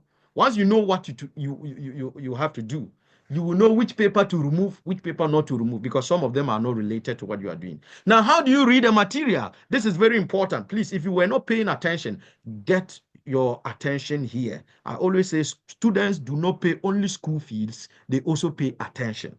Please pay attention here. Some of you are not students, some of you are workers, but please pay attention. How do you read a scientific paper? How do you read a material? Reading for the big picture, all right? Read the easier works first. If you are reading for the big picture so that you know what is happening, the broad scope, read the easier ones. Those you've downloaded, check the ones that are easy to read. Read those ones first. Maybe those that the pages are less, they may be the easier to read. So read them first. You will start getting something. Then skim the document and identify major concepts. You don't need to read everything. Just be skimming through. You're not skimming. You are just brushing through and looking with your eyes microscopically, and then you are eliminating some things that are not so relevant. Then you go to the major concepts. After you have a broad understanding of 10 to 15 papers, you can start to see patterns. I'm telling you, when you skim through about 10 to 15 papers, you will begin to have a conceptual understanding of what is happening. There is a broad understanding of the patterns. Groups of scientists, you begin to see that some are arguing on a subject, others are agreeing on the subject. You begin to now delineate those ones, those arguing on the subject, those that are, agreeing on a subject and all that, those disagreeing on a subject, you will have them in separate folders. For example, some researchers think X causes Y, others that X is only a moderating variable. You begin to see all these things. Then you take note of them. Then you now narrow your focus. After reading the 10 to 15 papers, narrow your focus. Start from new material to old. Take note of this. New material, 2024 paper. Start reading that one before you read an old paper. So general to specific. New material to old, general to specific. So starting with general topic will provide leads to specific areas of interest and will help develop understanding for the interrelationships of research. Note the quality of journal and the output of the author. Take note of all that. That's why I told you that only review journals that are of high quality, not journals that are of low quality. All right? We will end very soon, then you give your questions. So as you read and become more informed on the topic, the thing is that you may probably need to go back and do more focus searches. Then you begin to search for things to, then you think, you analyze and weed out, that is churning out or excluding certain things. And then you arrange to spend some review time with an experienced researcher in the field of study where you are, what you are doing. Maybe you know an experienced researcher. Arrange time with that person to get feedback and talk through any problems encountered. The person will guide you. If you have a supervisor, the supervisor is the best person to help you with that. So now, read the material closer. After skimming, now read closer. Step one, read the abstract. You take the paper, read the abstract, decide whether to read the article in detail. The abstract alone can tell you whether the person is doing exactly what you want or not. If the abstract is not interesting, is not related, forget about that paper. Take the next one, then you do that. Then, if it is interesting, the next is what? Read the introduction. It explains why the study is important. It provides review and evaluation or assessment of relevant literature. So it is very important to read that. And as I told you, once you read the introduction, the next thing is jump to the methods. Read method with a close critical eye, ladies and gentlemen. The reason is that you want to know the current and contemporary methods that people have used to do their research, such that you can also replicate it in your area. All right, that's why I told you you select good, better, best papers. Then it means that they may have used similar methods you have used, or you want to still start your work, you are yet to start, then you will know which methods they used. Then they were robust, they got very good results. Then you also replicate similar methods in this different area. So you focus on the participants they use, the measures, the procedures they carried out, all that, the protocols they carried or they followed. Look at all that. Then the step 4 is evaluate the results. From the methods, you jump to results. You see the thing. Do the discussions with a critical look. Okay, look at the results very well. Do the one thing is, do the conclusions seem logical? All right, what the person is saying in the results, are they logical? If they are logical, then fine. Can you detect any bias on the part of the researcher? Some researchers are so biased that they are on one narrative. They never agree to other people, and they will not even want to compare their works with other people. You look at all that. Then the step 5 is take discussion with a grain of salt. You look at the discussion aspect. So if you have separate results and you have separate discussion, now you go to the discussion section, and then you now take it with a grain of salt. What it means is that you look at it critically. You begin to look at the subtle patterns and the interpretations of the data thereof, so that you also know how to interpret your data. What happens is that it will edge and smooth out certain things. You will begin to pay attention to limitations of the work, and that will guide you in also doing your research. So once you do this, the next is analyze the literature. Take notes as you read through each paper that will be included in the review. And in the notes, when you are taking the notes, what you are looking at is the purpose of the study reviewed. So each paper you review, you must have notes on it. That's why I told you must have a notebook, or you type them. So purpose of that study, the synopsis of the content is a summary of the content, what the person achieved, the research design, the methods used in that study, and a brief review of the findings. So you've summarized that paper like that. You take another one, you do that. So you can even generate a table. That's what I always tell my students. Generate a table, maybe researcher, all right, topic, key findings. So researcher, Sunkari et al., 2024. Topic, groundwater contamination. Key findings, high arsenic in Takwa. You see, I have summarized that whole paper like that. I don't need to read anything again. So that is how you do literature review. So you can generate such a table and even embed it in your literature review section, and it becomes so good.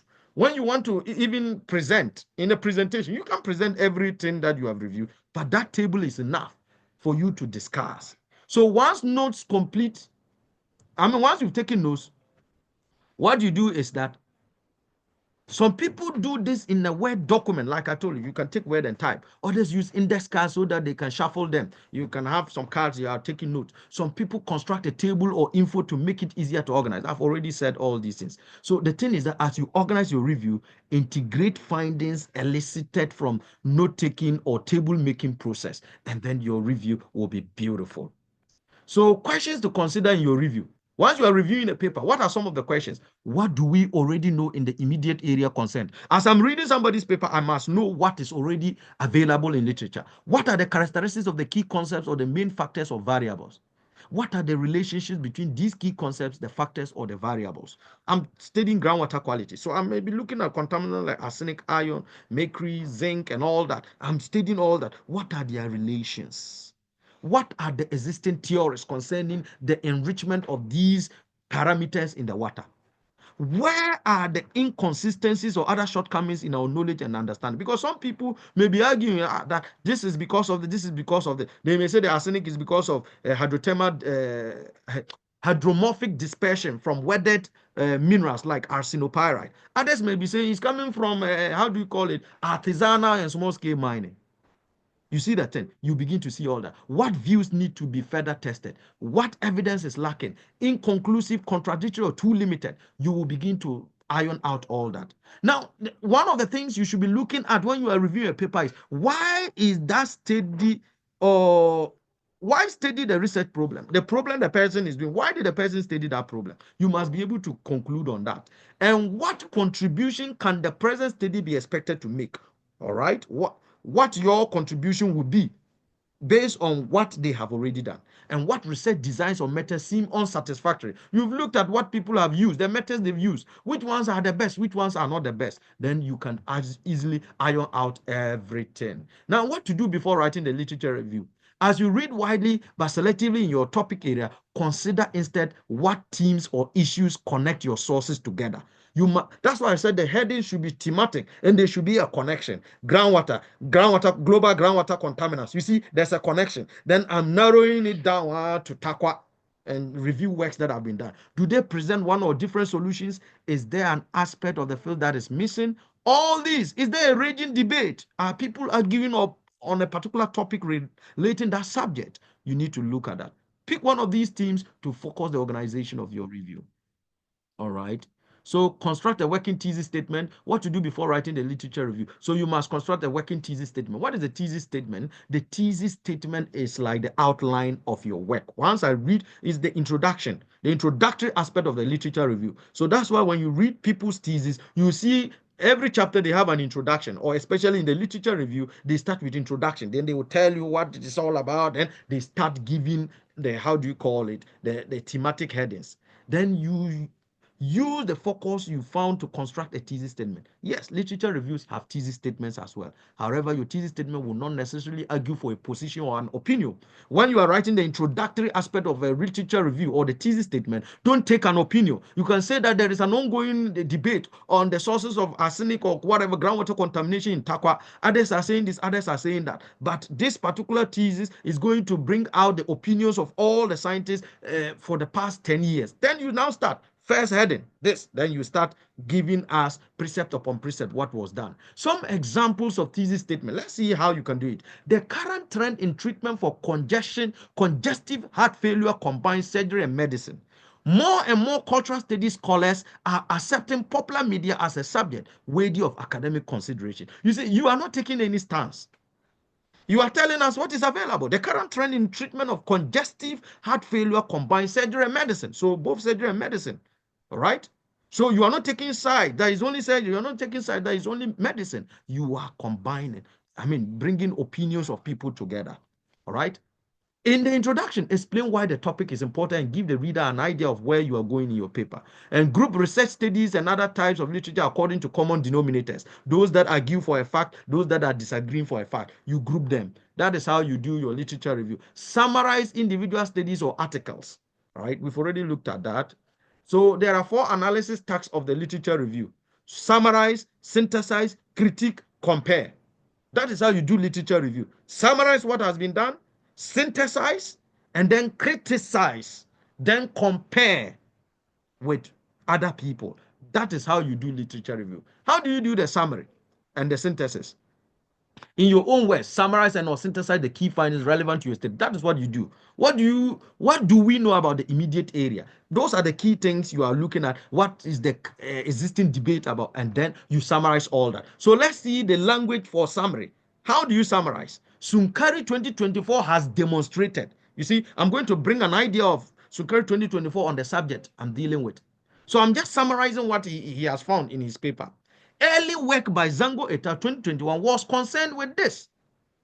However, Abu and Anani compared the mineralogy and geochemistry of sandstones in the additional work by Asiedu et al. 2018 and Nude et al. 2017 deals with. You see, this is a paragraph, but I am starting it precept upon precept, and then I'm discussing all the researches that were done on that subject, and then I'm summarizing all of them in this manner. This is the kind of language you use when you are doing summary of literature. All right. Then, under the restriction of small population, this is an example. 4 possible ways to avoid premature convergence were presented. The first one is to revise the gene operators. Griffiths and Miles 2023 applied advanced two-dimensional gene operators to set the optimal cross-section of a beam and significantly improve results. Then the second way, first way was given. You see, first one was this. Now the second way is to adjust gene probability. Who did that? Late and Toppin 2020 adopted a variable mutation probability and obtained an outperformed result. You see, I have summarized everything. I have summarized everything. All right.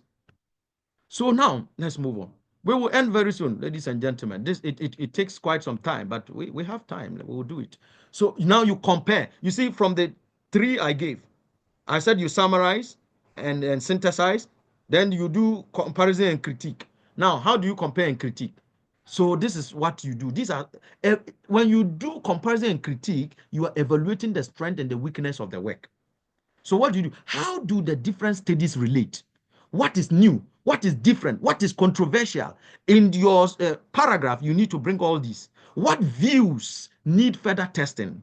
What evidence is lacking, ladies and gentlemen? What is inconclusive? What is contradicting or too limited? You look at all that. What research designs or methods seem unsatisfactory? You will be looking at all that. Let's look at examples, sentence, or the language that you can use to compare and critique.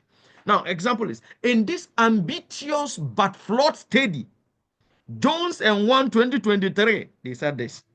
Now, these general results reflecting the stochastic nature of the flow of goods are similar to those reported by Shakir and Nem 2022. You see this? I'm doing comparison and I'm critiquing. You see the first sentence, there's a critique. I have stated that it is flawed in this ambitious but flawed study, because the person did not have a lot of results to back what he was saying. So it was so ambitious, but it is flawed. These general results reflecting the stochastic nature of the flow of goods are similar to those reported by Shakir and Nem. I've done comparison. All right. So we move on. Examples. The critical response to the poetry of Phyllis Wheatley 1970 often registers disappointment or surprise. Some critics have complained that the verse of this African American slave is insecure. Who are those critics? You see, when you say some critics, in brackets, you must cite them at the end of the sentence. Collins 1975, and then it's in page 78. All right. Some universities, this is how they do the in-text citation. All right. And don't put full stop before the bracket. Some of you will put the full stop, then bracket, then another full stop. Then what is it citing? The full stop should be at the end of the bracket when you are ending the whole sentence. So some people said it's insecure. These are the people. Some said it's imitative. Richmond, 1974. And some said it is incapacitated. Beck, 1991. And at West, the product of a white mind. James, 1974. You see, you have summarized and you have compared how people have had opinion about something. Others, in contrast, have applauded Whitley's critique. You see, others have now taken a stance of Whitley's critique.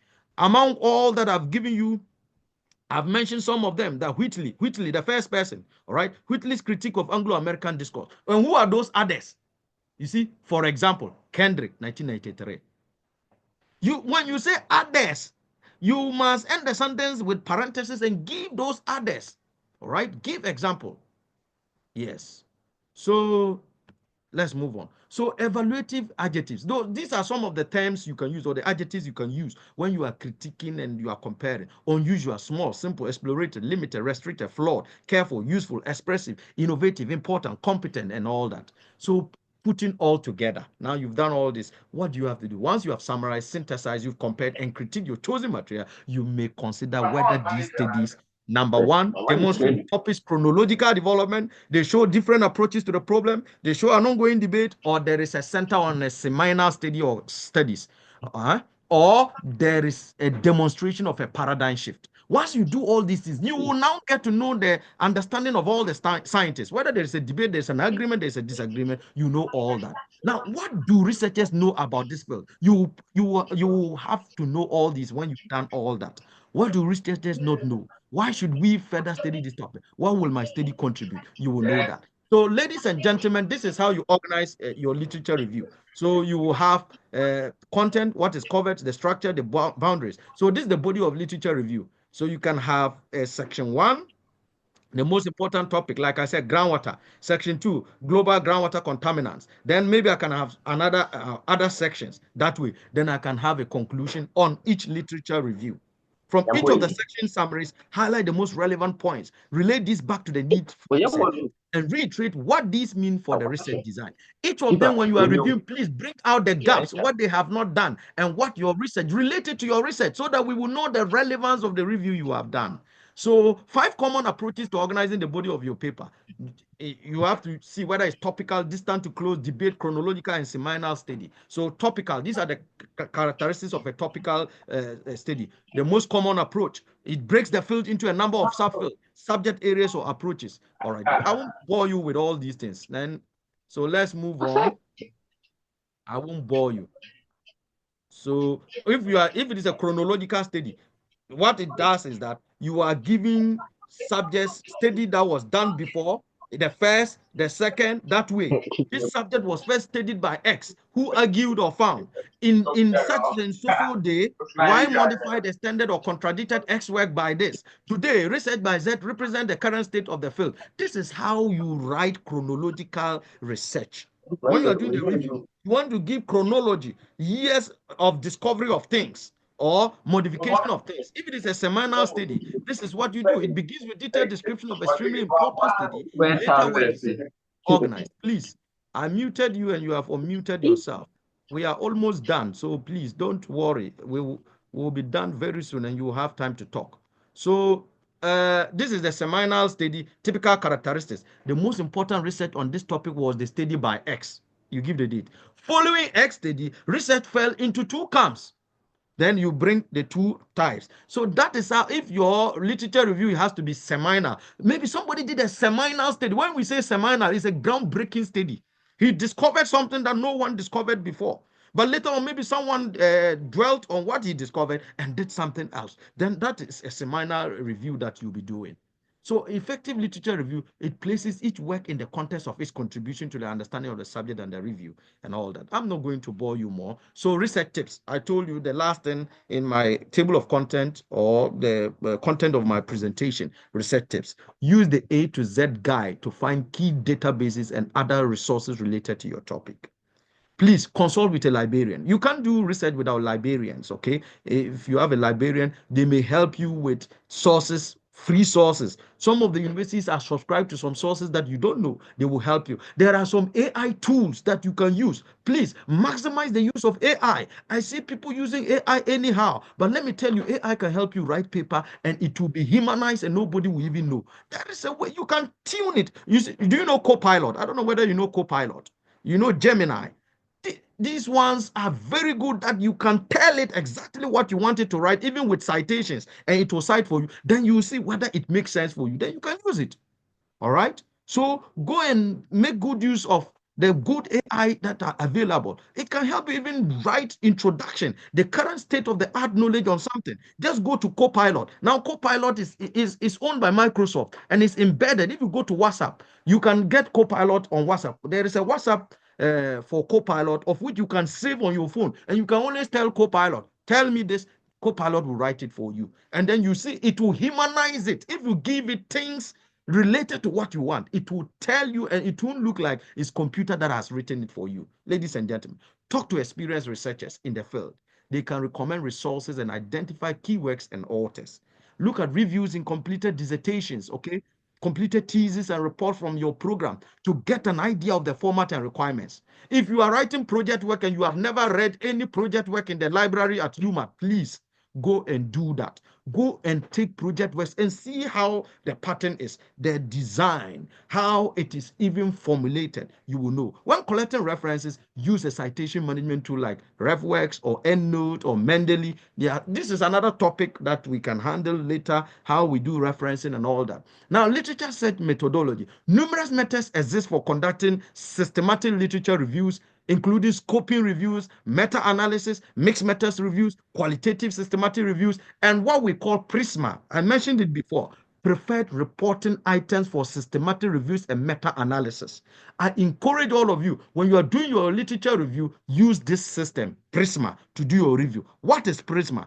It's a reliable framework for assessing pertinent research articles and defining precise inclusion and exclusion criteria for it. So this is an example from one of my papers in South Africa with my professor there, Prof. Ambushe. So we were looking at the review on the sources, the human health, or the hotspots of groundwater fluorosis and all that in Ghana.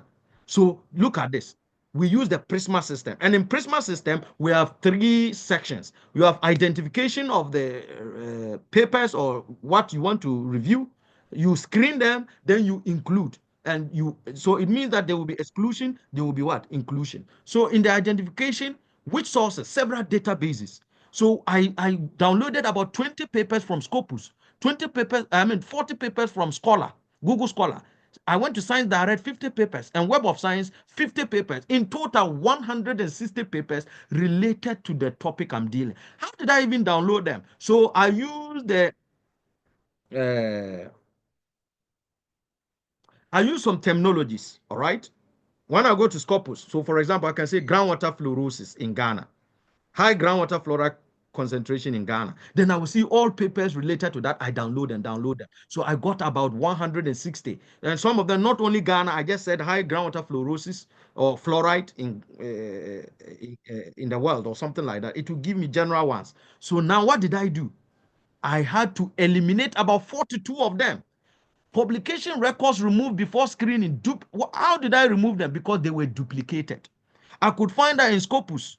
What I got some also the same in Google Scholar. So duplicate records were removed by automatic removal tool. So about 42 of them were removed. When they were removed, they reduced to what? 118. So publication records screened now were 118. That's what I now used for my review. But now I had to still do exclusion of some of them. Publication records manually excluded were what? Those that the titles were not related to what I was doing. So I excluded 5 of them. And abstracts, some of them, they didn't have details of what I wanted in the abstracts. 2 of them, I removed them. So subtract 7 from 118, you get 111. So publication records sought for retrieval, the ones that I will now use. Then out of them 2, I removed 2 of them. Publication records not retrieved. I couldn't get them. 2 of them, I could not get the full details. All right, I tried to download. I couldn't download. So it was left with 109.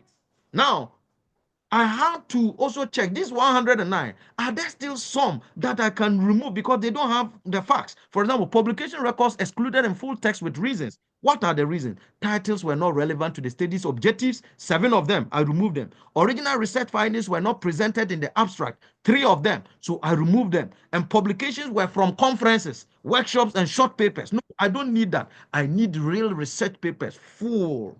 So out of them, you add, this is 10 plus 2, 12. So 109 minus 12, you get 97. So it was left with 97 papers. So in the research we published this year, this paper was published this year, we used 97 papers. So you see, there is a laid down systematic way of doing your literature review, and you describe the method. If you want to know more, go and read this paper, Sunkari and Ambushe 2024. You check, you see it's about groundwater fluoride enrichment, whatever, hotspots and whatnot in Ghana.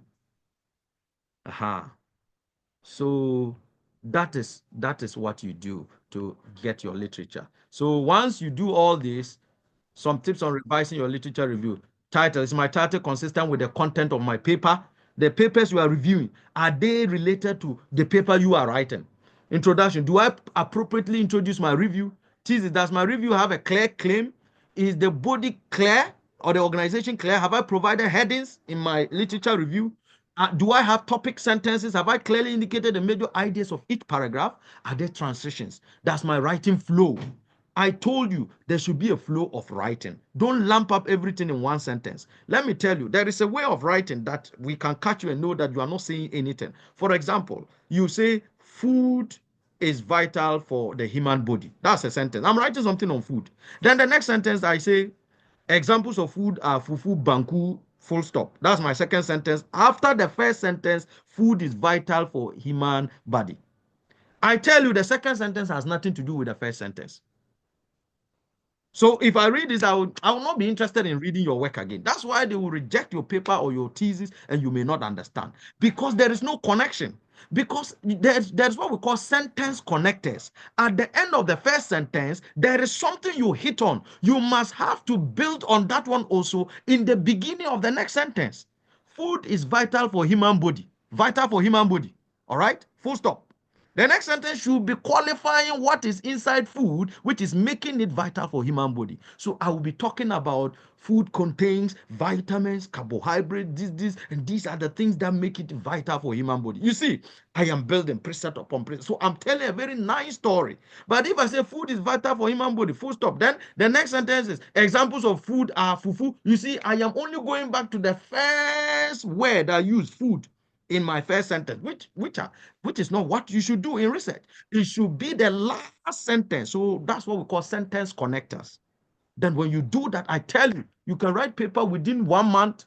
I mean, publish paper within 1 or 2 months. I'm telling you, in a very strong journal. I've done that. One of my papers, even bachelor student work, Hudu Abdallah in environmental and safety, we co-supervised him, me and Dr. Shadrach. We sent his work 2nd January this year. By 20th February, the paper was reviewed, 2 times review. It was reviewed and published. And the editor-in-chief sent me a personal message and said, Emmanuel, this paper was well written and is very good. And today the paper has gotten a lot of citations. And this is even bachelor work. If you check me, most of my works are published are with bachelor students, not even masters. I've never even published with a single master student. All right, but we do quality work and we publish in quality journals, and that's what will help you get your scholarships and go. So these are the things you need to look at. So ladies and gentlemen, once you do all these things, you finish, you've done it, you did it. Thank you so much. You are published and you are ready to go. I wish you all the best. So now it's time for questions. If you have any questions, you can ask me.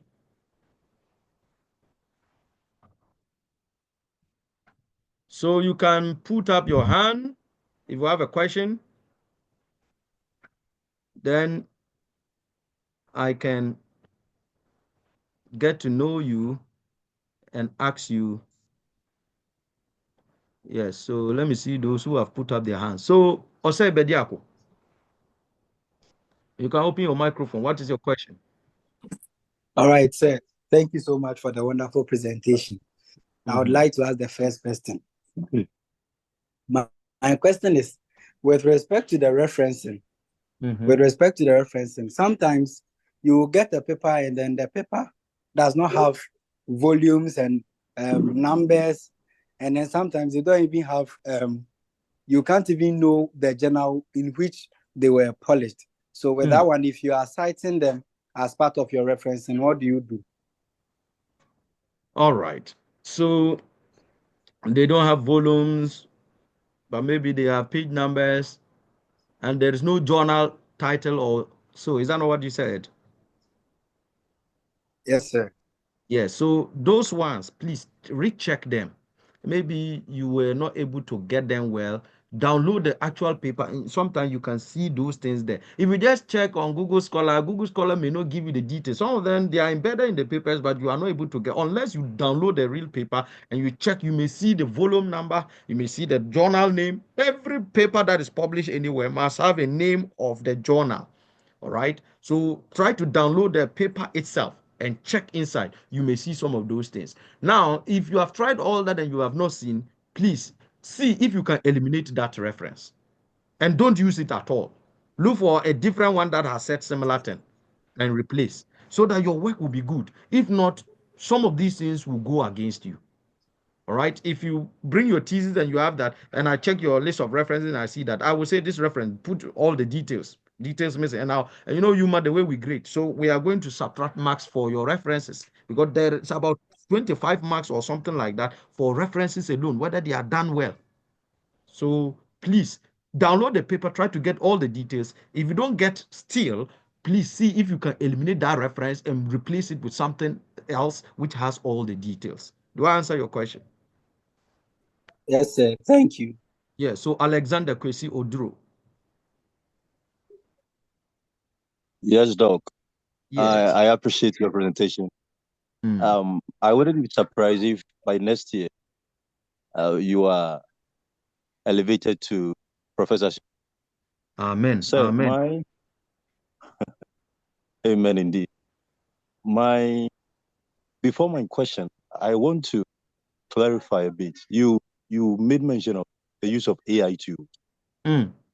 With that, I want to caution my fellow students that in research writing, our voices must count than AI. Because if we get so familiar with AI, it might look like see there's a different voice speaking for us. So while the AI is meant to aid our research, we should be careful we don't buy completely into that. Okay, having said that, please, could you make the slides available for us? Maybe those of us who need it, yeah. All right. If you could. Let me if you could see. give us your email. Yes. Email address. So. Yeah, some of you came through nowhere to join, so I don't know where I can, but I can share it in the chat box. All right. Okay. So that you can just download it right away. Yes, sir. Then finally, I'll be glad if you could, maybe, I don't know if another time, you could detail us on qualitative research design. Okay. Which has to do with either phenomenology, ethnography, case study, and those stuffs. Yeah, so we could know the research design to adapt.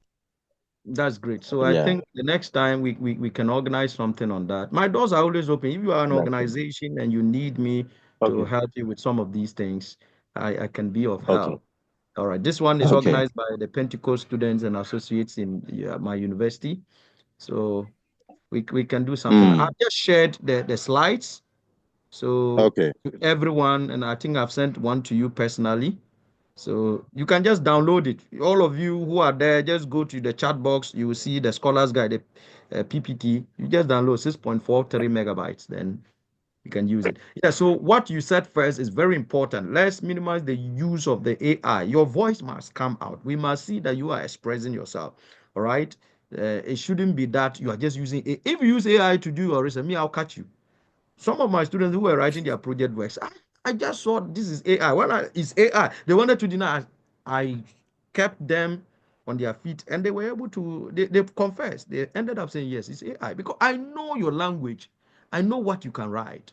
All right. And what some of the AI things you see that is so general, it's so generic, it's not so specific to what is happening. So you will see that it is not what you have written, it is just from internet. You use AI to get it.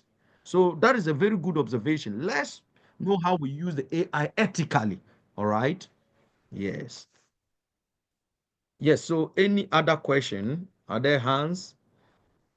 You can also, Betty, I could check the chat box. I think some people were asking questions. If there's any question I've skipped, you can read it for me. Yeah. So Benedict, your question. Hello, sir. Yes.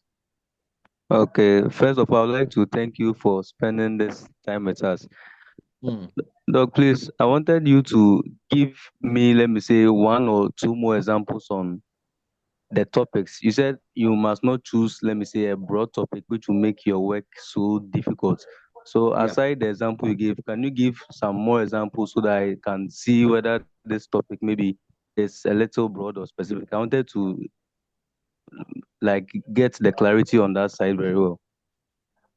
Yeah. So, for example, I will use what I have been doing in my area for you. All right. A broad topic is groundwater contamination. This broad. What kind of contaminant are you looking at, or even where? So, groundwater contamination. Then I delve in and come and say arsenic contamination of groundwater. You see, but even with arsenic contamination of groundwater, is still broad. Where are you studying? Because in the natural sciences, we are always area specific. So arsenic contamination of groundwater, where? Then I say in the Takwa Inswaye municipality, I have found a topic like that. You see, groundwater contamination, arsenic contamination in groundwater, arsenic contamination in groundwater of the Takwa Inswaye municipality. I found a topic like that. Does it make sense? Yeah, I now get it. Yes. So that way, so even in mining engineering, some of you will even go into mining geology. Me, I'm a mining geologist. I did my PhD in economic geology, mineral exploration, and all that geology and all that. Some of you can do the geology aspect in your mining. Okay, rock mechanics or the geotech aspect, you can do something. All right, slope stability in the mines. You are checking slope stability and you are using unmanned aerial vehicles to do all that and whatnot. You are using remote sensing. Yeah, all these things are topics you can get, but make sure you tie them to a specific thing you are doing and maybe a specific mine or a specific area. Then it becomes so simple or easy for you to achieve. All right. Yes. So, Mr. Yakubu, I believe this man is speaking from Iran, eh? Doc, how are Yes. you? I'm fine. Incoming, Unfortunately, dog. unfortunately, I've run to US. Oh, now you are in US. Okay. That is I'm great. in New York. That's great. The I'm tension, glad. the tension in Middle East was threatening to my health. So Wow. I had the opportunity at Binghamton University in New York. So I'm currently at Wow. New York. Wow. Congratulations. Funding the Iran program. Okay. That's fine. Yeah, so there is one thing that I always have issue when I'm doing literature review. So when I saw this on your Facebook, I had to even share and invited a lot of my colleagues to join, and they are currently here. Mm, Uh, for instance, if I get your paper, try mm, to synthesize maybe read through your abstract, the methods, the mm-hmm, introduction, conclusion, and findings. mm-hmm. Now, I want to quote you, with that specific paper.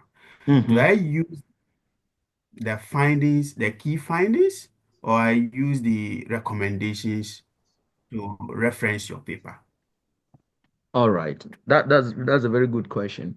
So it depends on the sentence you have written. Maybe you get to your discussion of results Mhm. and you have realized I'm still using my area, what I have done, groundwater contamination. That's fine. So That's fine. I have realized that there is high arsenic in groundwater within the Takwa area. And that is what my research has found. Now, Mhm. I can say similar findings were reported by Okay. Zakaria et al.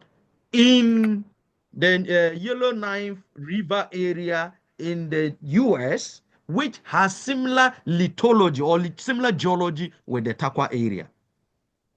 Mhm. That is one way I can cite because now, number one, the rock types are the same. Yeah. And if rock types are the same, we expect that then there will be similar process of enrichment. So that is why the enrichment levels will be almost the same. So I can do that comparative studies. Or now, if I want to interpret the source of the arsenic in the water, I say, okay, the arsenic in the water within the Takwa area is largely derived from weathering and hydromorphic dispersion of sulfide bearing, arsenic sulfide bearing minerals like arsenopyrite. You see, this is so scientific. Arsenopyrite is a mineral that contains arsenic, iron, and sulfur in it.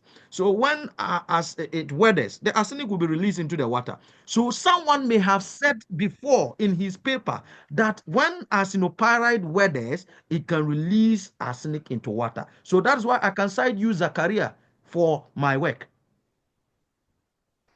in that Nice. particular Nice. sentence where I said the arsenic mobilization in groundwater in the Takwa area is largely due to weathering and hydromorphic dispersion of arsenopyrite in the area. And I can cite Zakaria et al. 2024. Because Mhm. Zakaria et al. 2024 has stated that arsenic in groundwater can come from weathering and hydromorphic dispersion of Interesting. arsenic bearing minerals. Do you get a Hmm. point? Yeah.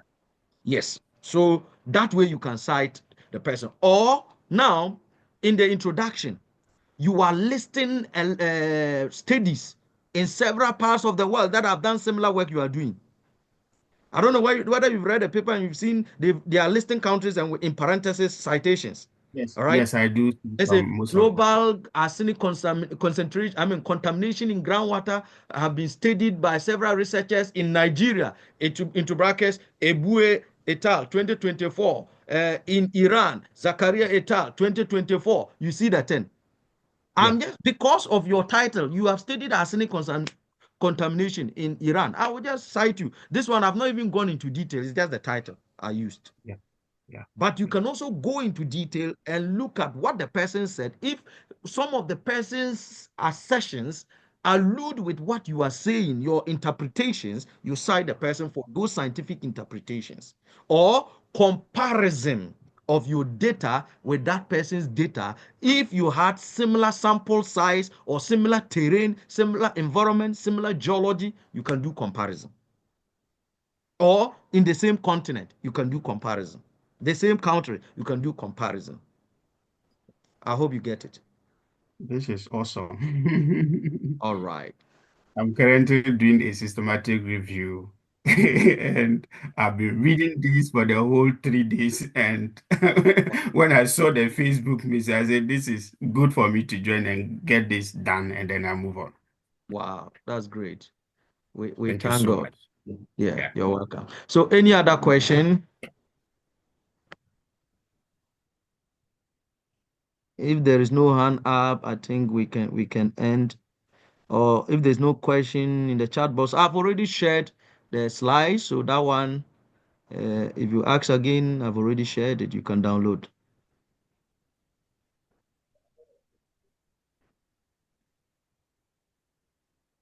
Yeah, some people joined all the way from South Africa, Johannesburg. Yeah, thank you so much. All those of you who joined from outside Ghana, thank you so much. You're doing well. Share it. It was also live on Facebook. All right, on my Facebook profile.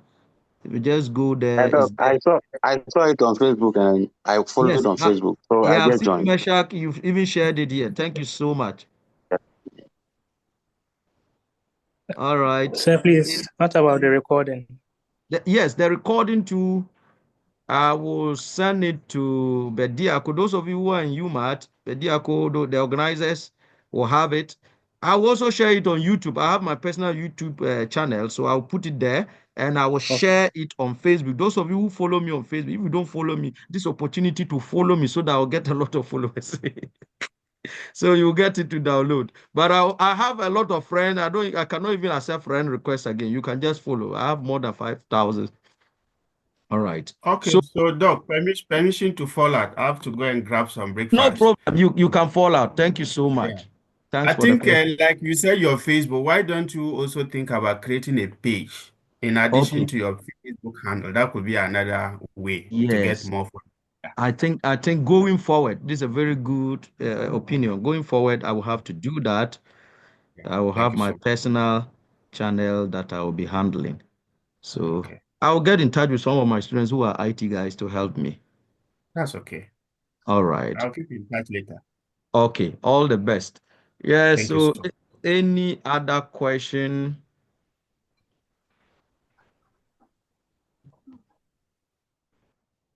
I Okay, sir, think please from the chat. Um, I, excuse me, sir. Please, I'm unable to find your Facebook page.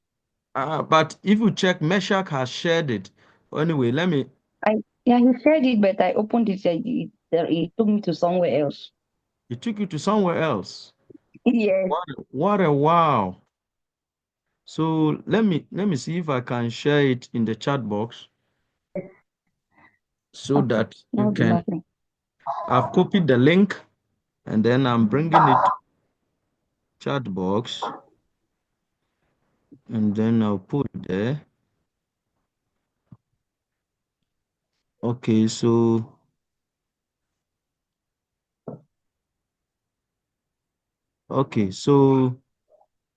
I've sent it. Have you seen it? It's to everyone.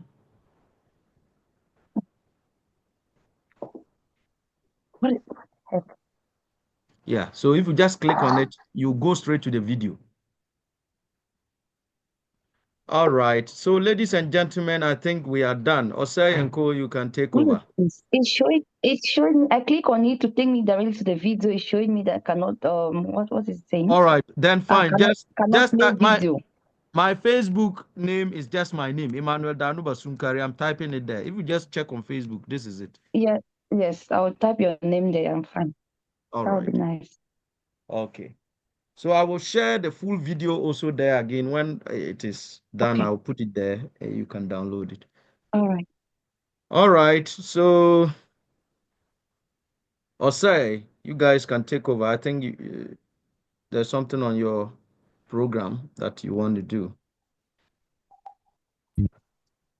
Thank you very much, Doctor. I really appreciate for making time off your schedule to share these insights and tips to us. Really appreciate. So, Adikjan, want to take the announcement from Osei Bediako. All right. God bless you so much, Doc, and God bless each and every one of us who joined the session.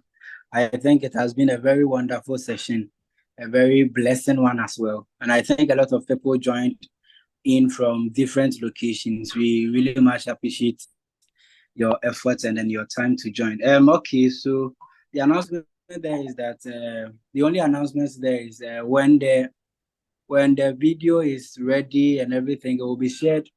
Those in UMAT, it will be shared on the pages, the UMAT pages, and also very much important, those in Pensa, it will be shared on the pages as well.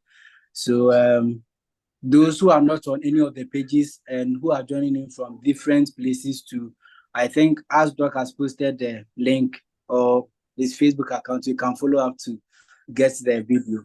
But then the other people who are in UMAT and its environs, I think it will be made available on the pages, including the material itself. There may be some people who maybe through network challenges, they just left, so they will get access to the materials on the pages. So that is the announcements there so far. So God bless each and every one of us, and thank you so much for the time. All right, you are welcome. I think it was well attended. We had over 100 people. And, yes, sir. Yes, sir. Yeah, you have to institute it. It should be something you'll be doing every year, because every year people will be doing research. So let's do it every year, or even if it is every semester, fine. I'm not the only one. You can even invite other people. It's not a problem. All right. And Yes, sir. I wish to also inform all of you that if there is a scholarship opportunity in India, in a university in India, they're looking for people to do mining engineering. So those of you who are doing mining, it's not only mining, there's civil engineering, biotechnology, physics, chemistry, and all that, and management related courses. So Is it fully funded? and you will pay like 1,630 US dollars, which includes your flight ticket, your accommodation, your feeding throughout for 1 year, and then the following year you pay $800, which will still include all those things apart from flight, because you will no longer be traveling to that place. And it is quite better than other scholarships you may have that you have to add your own money to survive. All right. So if you are interested, you just get in touch with me. Those of you in Pensa or UMAD, you can get in touch with Bediako. You can get your names, and I can create a group, and then we discuss on it. Right. I have already helped one lady. She was my mate. She's there. She was working as an immigration officer, and now she's there enjoying herself. The food they give her, everything free. She paid only 1,630. Imagine, from Ghana to India, but the flight ticket was part of the $1,630. Accommodation with AC in one, she alone in one room. That's what they do. The school is really nice. So let's spread the gospel. If you are not getting the America and the Canada and the others, go for wherever you get the certificate to update. Nobody cares which university you went to, which country you went to. I mean, India is one of the best, the fourth largest economy in terms of GDP in the world. They are highly developed. I'm telling you, none of you can say you have not learned something from Indians. You go to YouTube and you learn from Indians, the YouTube videos. All right. So I Okay. wish you all the best. Okay. Thank you very much, sir. Yes, those of you, my contact is also there if you want to get in touch with me. It's over there. Where's my Okay. contact? Maybe I can share it. I don't have a problem sharing my contact, but you know when to contact me. Exactly. Like you said all the time. So this is it. So, all right. Then bye bye. Bye bye. Do have Yes, a blessed all weekend. right. All right. I'm ending the meeting. Bye. Okay.